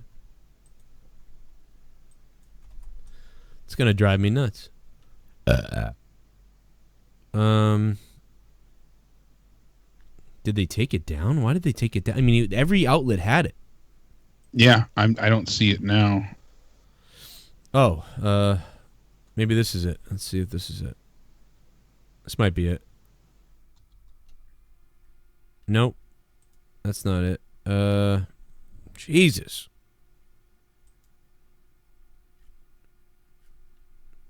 Man, it is. This thing is like fucking. It's missing, dude. It's like it's fucking missing, man. I mean, there's a highlight here. See that? Oh, here it is. This might be it. Let's see if this is audio. ProWrestling.net might have it. Maybe not. Jesus Christ. Yeah, no, they, where is it? I don't know. It's not there. I guess they only put it, I don't know what the fuck, man. No, these things are out for free all over the place usually. I'm surprised. Yeah, Newsweek even had theirs, because I went to my history and now it's not up, so. That's weird. It's like it got removed everywhere. Because I just went through all my, my browser history, and because I was checking it out earlier today, and yeah, I don't see it now, which is odd. Well, maybe somebody will find it, they'll tweet it to us, but. Let me take another call from Mark. I'm going to just fix something here real quick. What's up, Mark? What's up, Joe? What's up, Jake? How you guys doing? Good. How you doing? Good. I missed the first hour and a half of the show due to clothes shopping, unfortunately. Oh, no. So unfortunately, I missed the Seth Rollins match, which I'm going to watch the repeat later on the network. Yeah, definitely go back and watch that. That was excellent. And in the beginning, for an hour and a half, when did you come in? Carmelo's match? I came in. I think was what was before Samoa Joe and AJ Styles. That was Carmella's match. Yeah. So then I came in right as Samoa Joe and AJ Styles were having their match. So that's when I came in and started watching the pay-per-view. Yeah, I would rewatch the Carmella match as well. My name is Kane and I'm donating.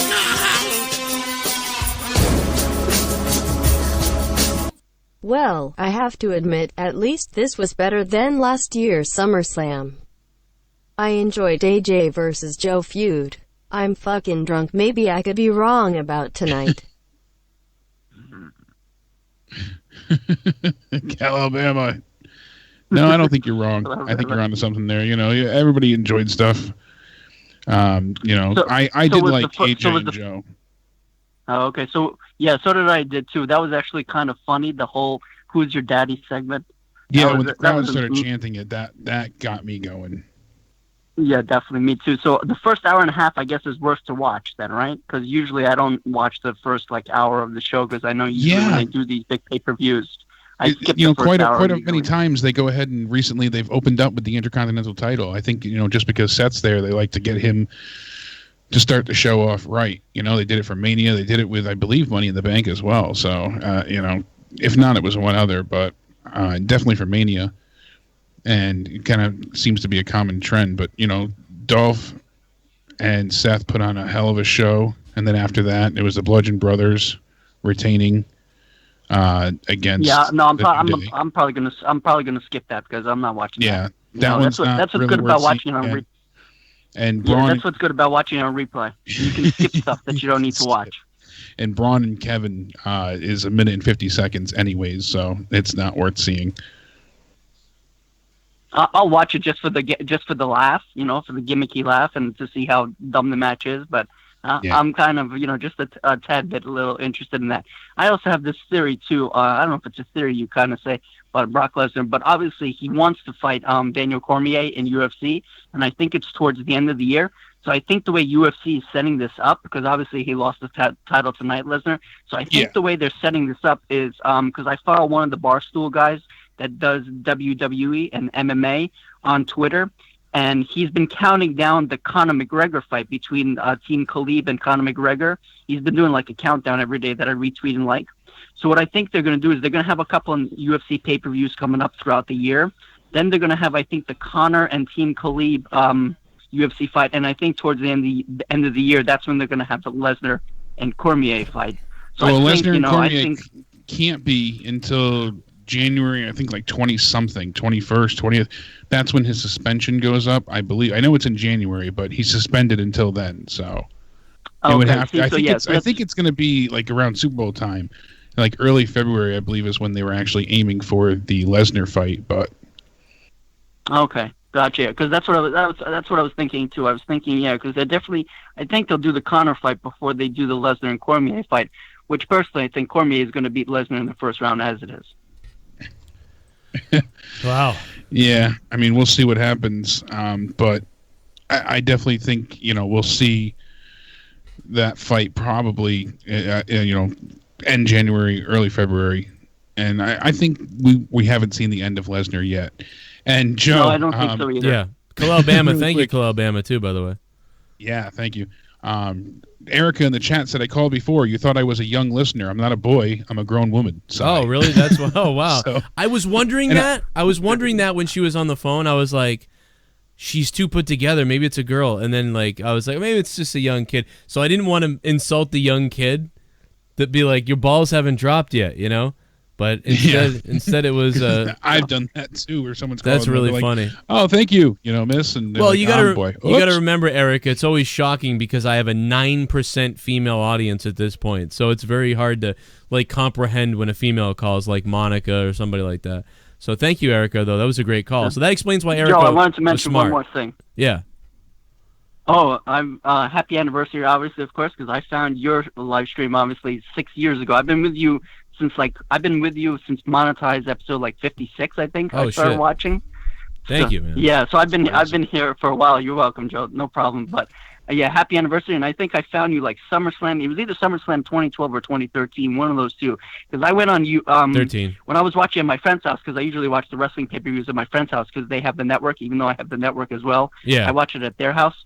I was looking for like that night. I was looking for like a review. It was probably during Roman too. Roman won one of those matches or something like that. And I was looking for like a reaction pay-per-view. I just searched up like a WWE at the time when YouTube wasn't fucked. You know, I was looking for Right. like a reaction WWE type of pay-per-view, and yours was the first one came up, and I've been hooked ever since. Yeah, because the reviews were before the network even came out. Yeah, and yeah, exactly. And it was like, there was no network then, and that's how I found it, because I had no way to watch it. Nobody else and I was wanted really to know what happened. Nobody else was really going live either. Actually, believe it. Nobody else was going live. The launch of the network. There was one other. The launch of the network actually hurt me a little bit because, people stopped searching for trying to find the pay-per-view and accidentally finding me. I mean, people still do that, but it was a combination of YouTube going to crap and then the network launching changed everything as far as this goes. You still get it somewhat, too, where you get like some dislikes, like you got 70-something now, and that's because people think it's the pay-per-view, they click on. But back then, you used to get it in droves, hundreds, even to the thousands. And you would title it properly, too. It wasn't like you were clickbaiting anyone. It would say review, highlights, stuff like that. Yeah, I But tried to. people would come in and be like, this isn't the pay-per-view, Yeah, So- like, no shit. It's calmed down, but especially with the addition of the network, people, don't have as much of a hard time. But that's what helped me, seek you out in the first place. The network wasn't in existence. So thank you, Joe, for everything. Thanks, Mark. I appreciate it, man. I Badass. love you, Been bro. around so long. Mark's a beast. I love you, Mark. Hell yeah. Thanks for calling, man, and shout out to you, man. Happy anniversary. It's a lovely night. Mike, what's up, Mike?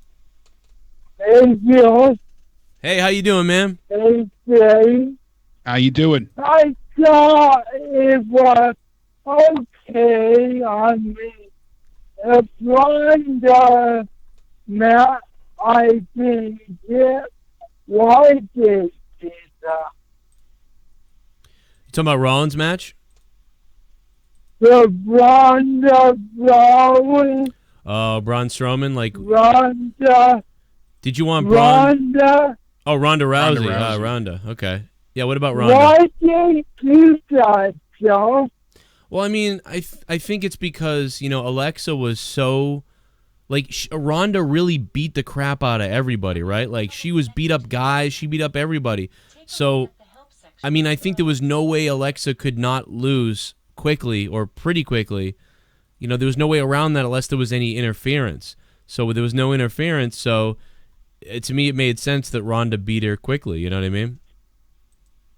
Yeah, my favorite match was Samoa Joe AJ. That was my favorite match. Was that? Did you like that match, or did you just not like the ending? Yeah, that man.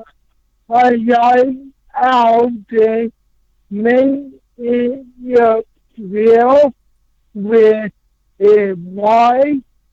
The Matt and AJ title class. I completely AJ to do that to Samoa Joe. That was cool. Dude, I can't believe he did the Styles Clash on him. That was nuts. Dude, that was sick. I'd never seen that, even in the previous stuff.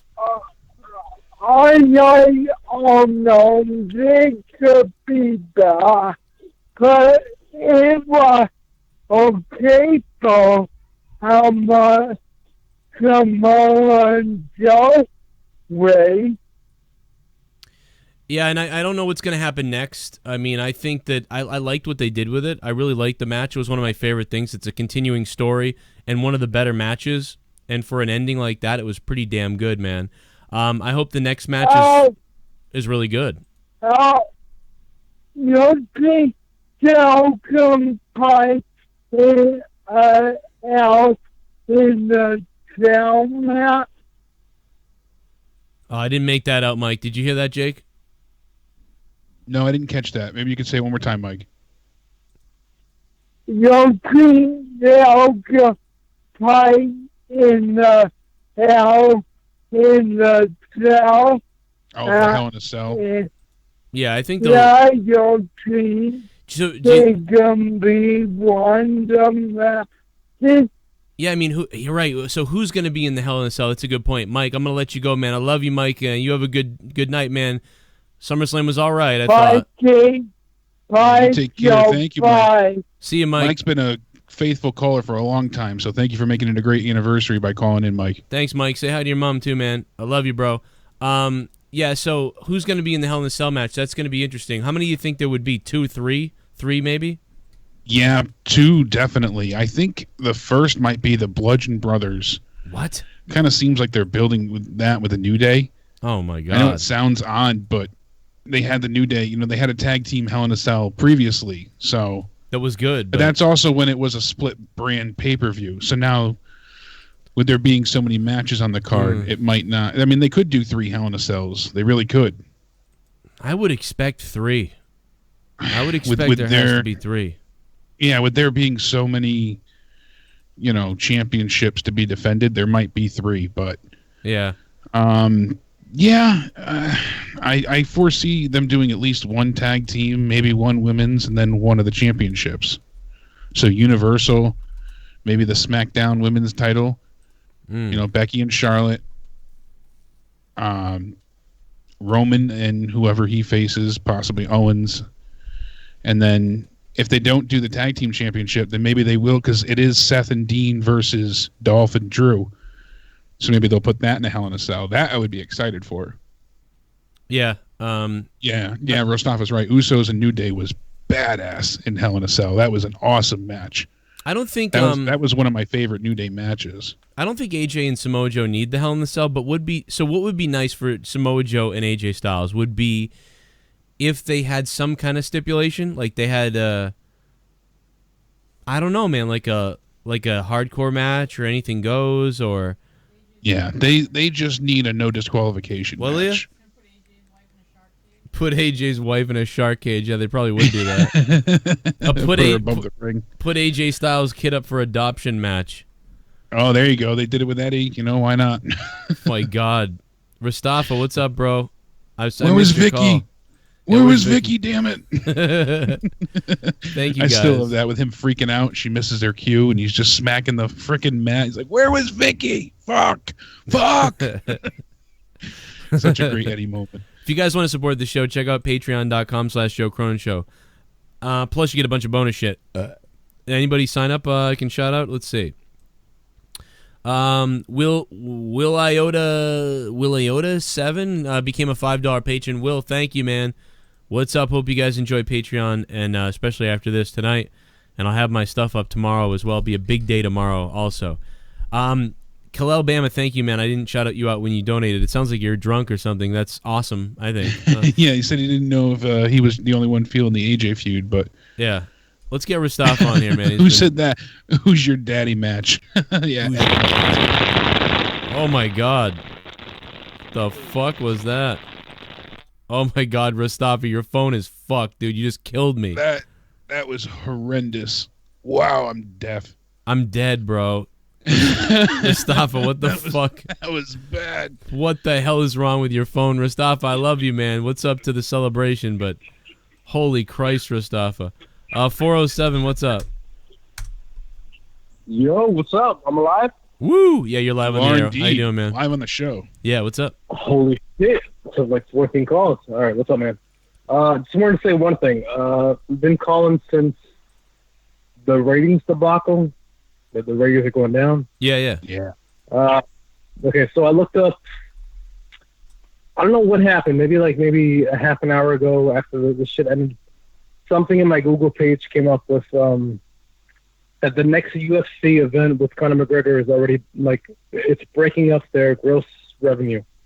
It's the second. It hasn't happened yet, but it's already breaking their second highest grossing box revenue. Well, when's and when's the Conor McGregor fight? It's before, right? Is that before Reigns' fight? No, it's in October. The tickets just on sale already. Yeah, so this is going to be like a really good situation for UFC because they're going to have. Mike said that January 8th he can compete. Lesnar, right. So in October, and he did trim down a bunch. That is a great point. You're going to see interest in the product. Yeah. Yes, sorry. So my whole thing was what I read from the I don't know. Whenever I open up my Chrome on my Android, it gives me like recommendations, and it says this is the second grossest. It's already the second grossest biggest in UFC. And I was like, oh shit, the event hasn't even happened. It's already the second biggest grossing in UFC. So it just popped an idea in my head, and I was like, damn, all right. So what's the biggest box of the gross for WWE? And so the biggest, when I went to Google it, the biggest grossing gate opener for UFC or for WWE is WrestleMania 34.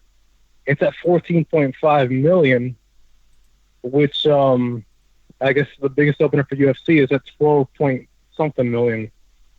So I was watching you guys earlier. I wasn't going to call in. I was just a little asleep. I've been fucking drinking. But I was like, I hear the ratings are going down. The company doesn't give two shits if the ratings are going down if they can fucking market with the gate being 15.6 billion. I mean, they're making it's the largest by Forbes. This is what I saw on Google by Forbes.com. Right. It's the largest live event gross ever of anything.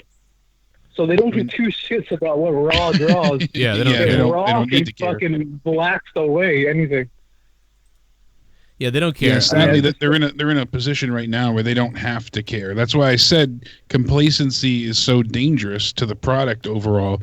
You know, had we seen them do this well, there never would have been a Monday Night War. You know, and we would never have gotten the Attitude Era had there not been competition breathing down their neck and kicking their ass. Right. You know, WCW didn't just knock on their front door; they kicked in the door and burnt down the house, and Vince had to rebuild the mansion. So, yeah.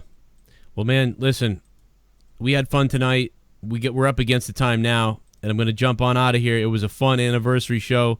Absolutely. Mike Daniels in the chat said, you said something about a giveaway? I don't know if that was still happening or not. Yeah, we're doing something on Patreon. So check out, look on Patreon. I'm going to be giving out the code on Patreon. So if you're a patron tonight and tomorrow, probably tomorrow, look for the code. I'm going to be tweeting out a code, and then basically on the Raw review tomorrow night, we're going to take calls. Tonight was too crazy. The phones were just insane, so it wasn't going to work.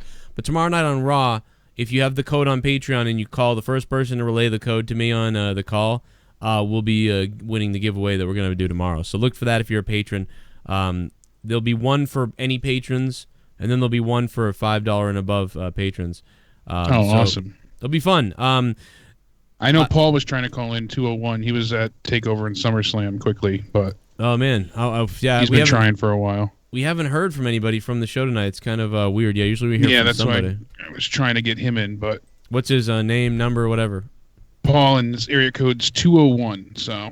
I don't think I've even seen that pop up, but that could be because Skype is... It could be because of Skype. I mean, dude, there's hundreds of calls, so it could be that it just got mixed in there. Yeah. But, yeah, there's like, I see a bunch of calls right now, but they're not 201. But if he calls in the next few seconds, I'll see it.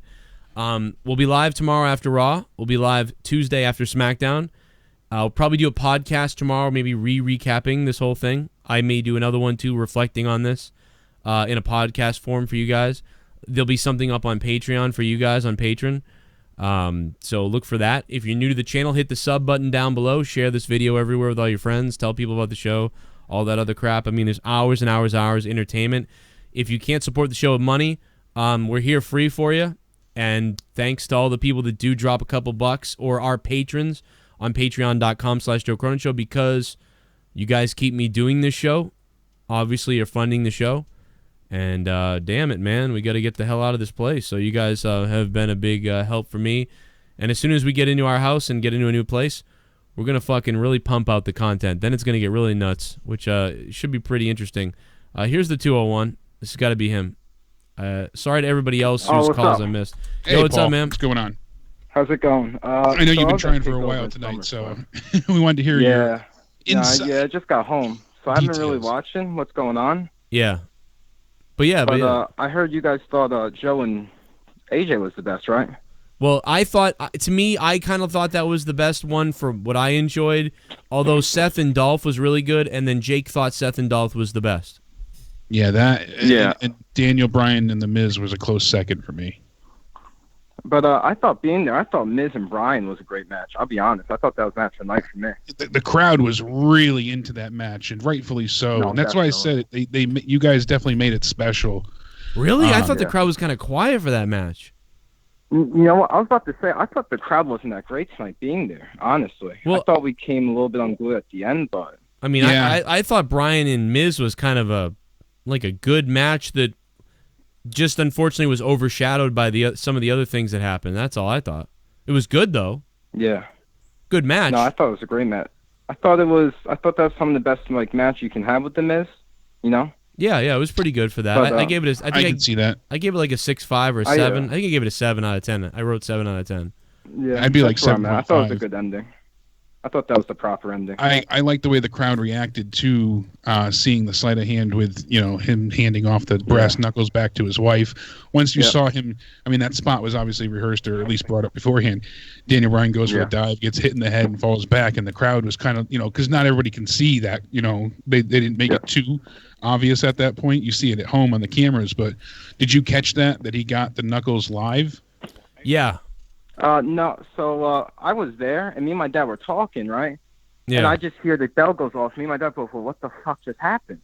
And then they did the replay, and we saw, but I was sitting behind Maurice, so you couldn't really see what happened.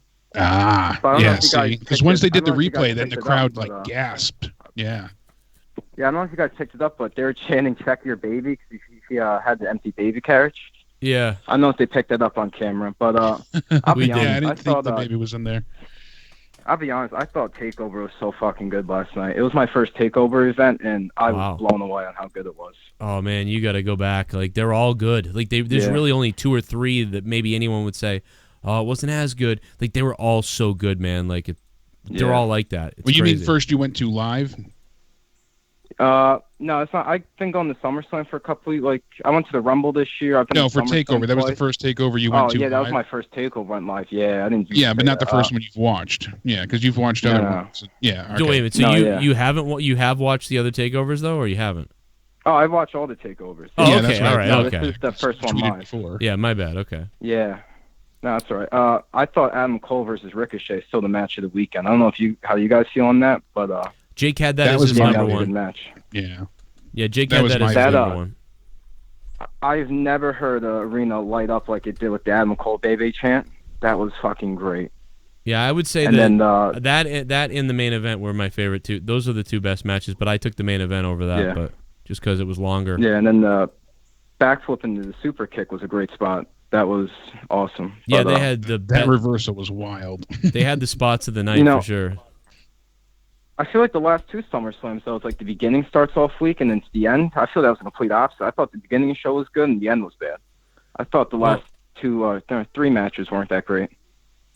Yeah, it kind of teetered off after Daniel Bryan's match. It kind of just went downhill from there, pretty much, essentially. But there was always intrigue of what's going to happen. It wasn't bad, but it didn't get any better. There was always intrigue of what's going to happen, though. Like, so that's the thing that I thought was good. It was always like, what's going on next? What's happening? It was never like, oh God, just end this. So it was.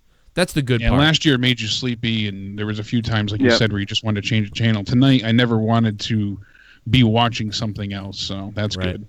Yeah, no, I thought the SummerSlam was better. I'll tell you we didn't know Finn Balor was going to do the whole demon thing.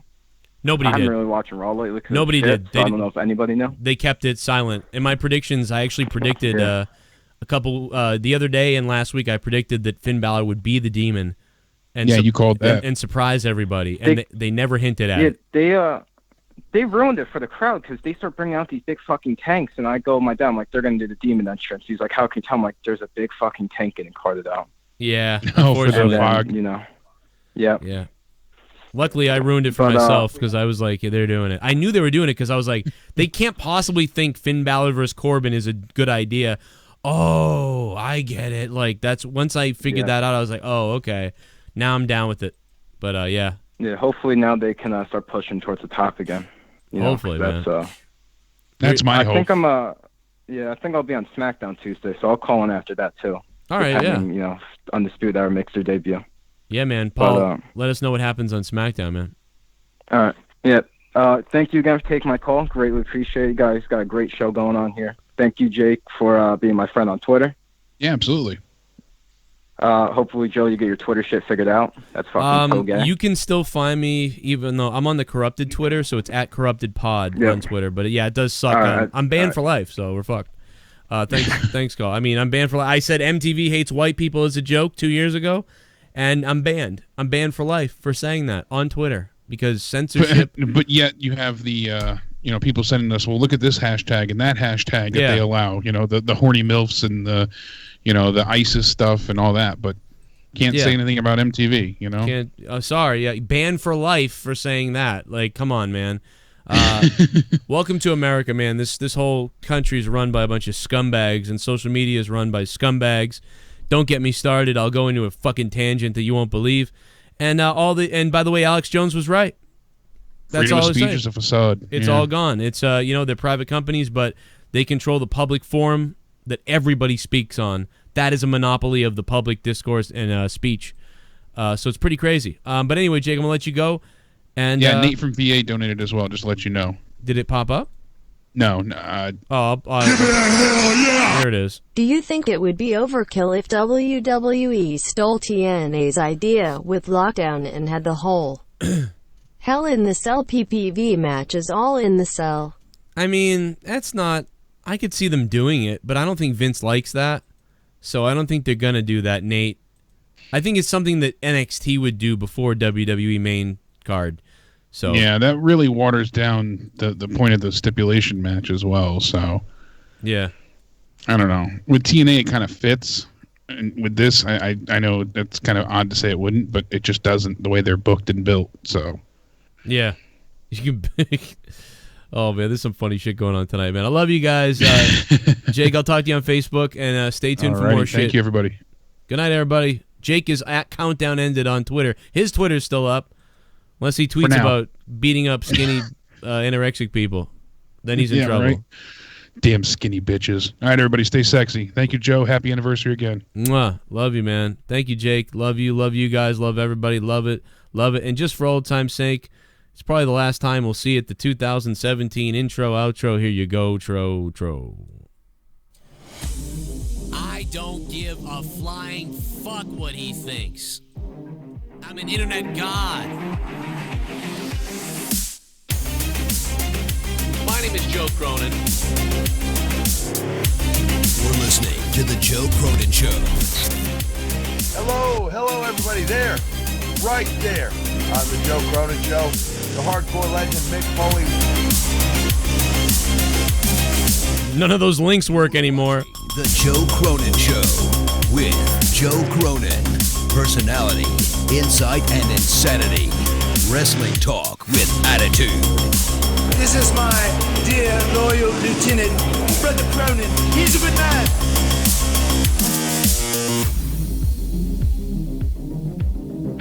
How about this? If you're gonna call the show, grow a sack. If I offend you, fuck you.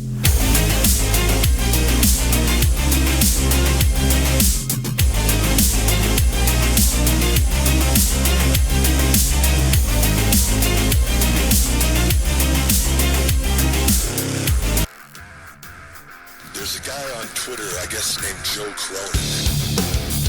He's got a cool way of talking in the microphone. You suck Joe Cronin's dick, fucking and or some various version of that.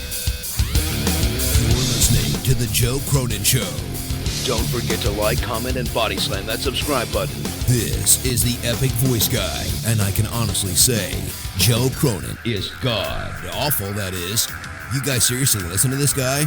And now it's time for the Joe Cronin Show. And he's got a cool way of talking in the microphone.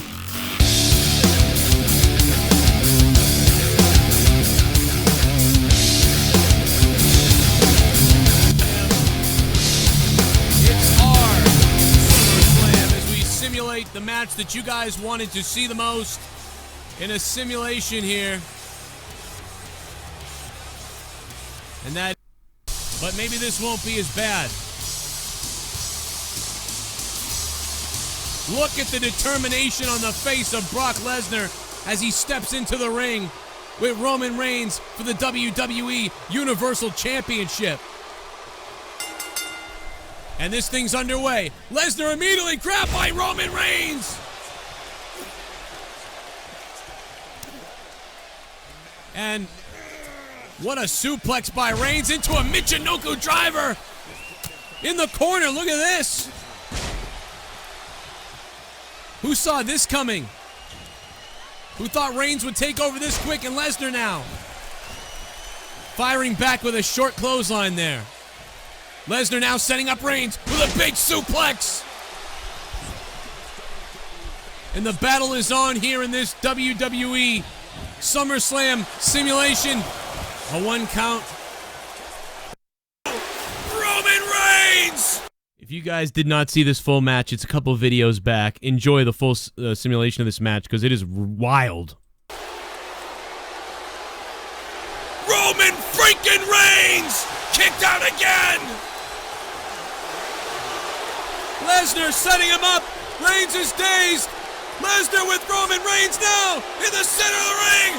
F5 on Roman Reigns. Lesnar with the cover one. And oh my goodness, Roman Reigns! Roman Reigns kicked out of an F5. And a double leg takedown by the big dog. Lesnar is down. Roman Reigns with a right hand. And a Superman punch missed. Lesnar blocked it. He just absorbed it. And now Reigns with that face lock, with that chin lock. Lesnar might be out though. He might have put him out. No, Lesnar kicks out at 2.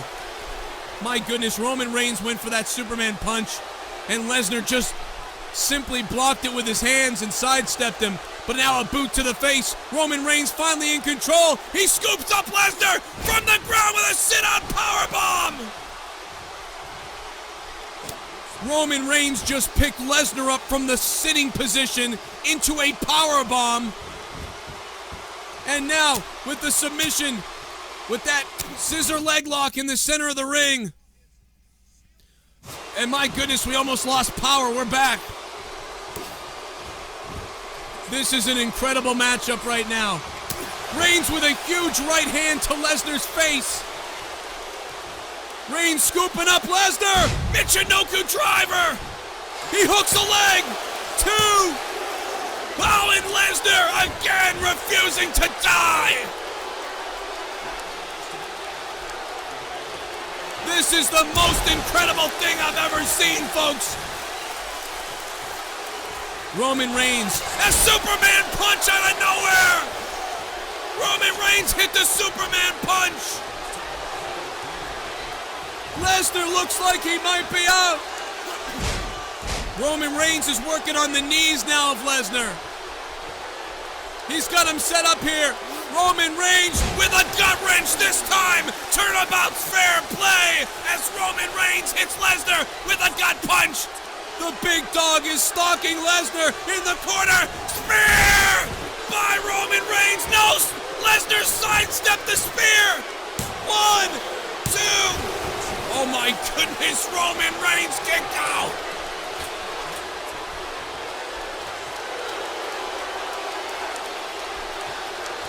There is no end to this violence. Brock Lesnar avoided the spear of Roman Reigns and is now in control of Reigns. Reigns with a block in a right hand and a spear! This time Roman hit it! Roman Reigns hit the spear! 2, 3, Roman Reigns is the new WWE Universal Champion!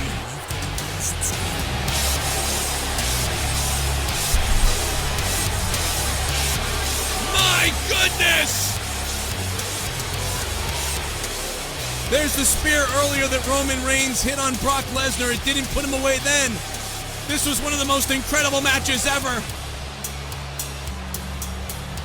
Simply amazing as SummerSlam starts to begin. There's Lesnar going for the cover. He was out of breath there. Reigns would eventually barely get that left shoulder up. Reigns would go on to miss a spear, fight back, and deliver a spear out of nowhere on Brock Lesnar. You just witnessed one of the greatest matches I've ever seen in a video game or in real life. My name is Joe Cronin. It's time to get to real SummerSlam now. I'll see you guys live here on my channel after this so we can talk about WWE SummerSlam as soon as it's over. Roman Reigns defeats the Beast. The big dog has arrived.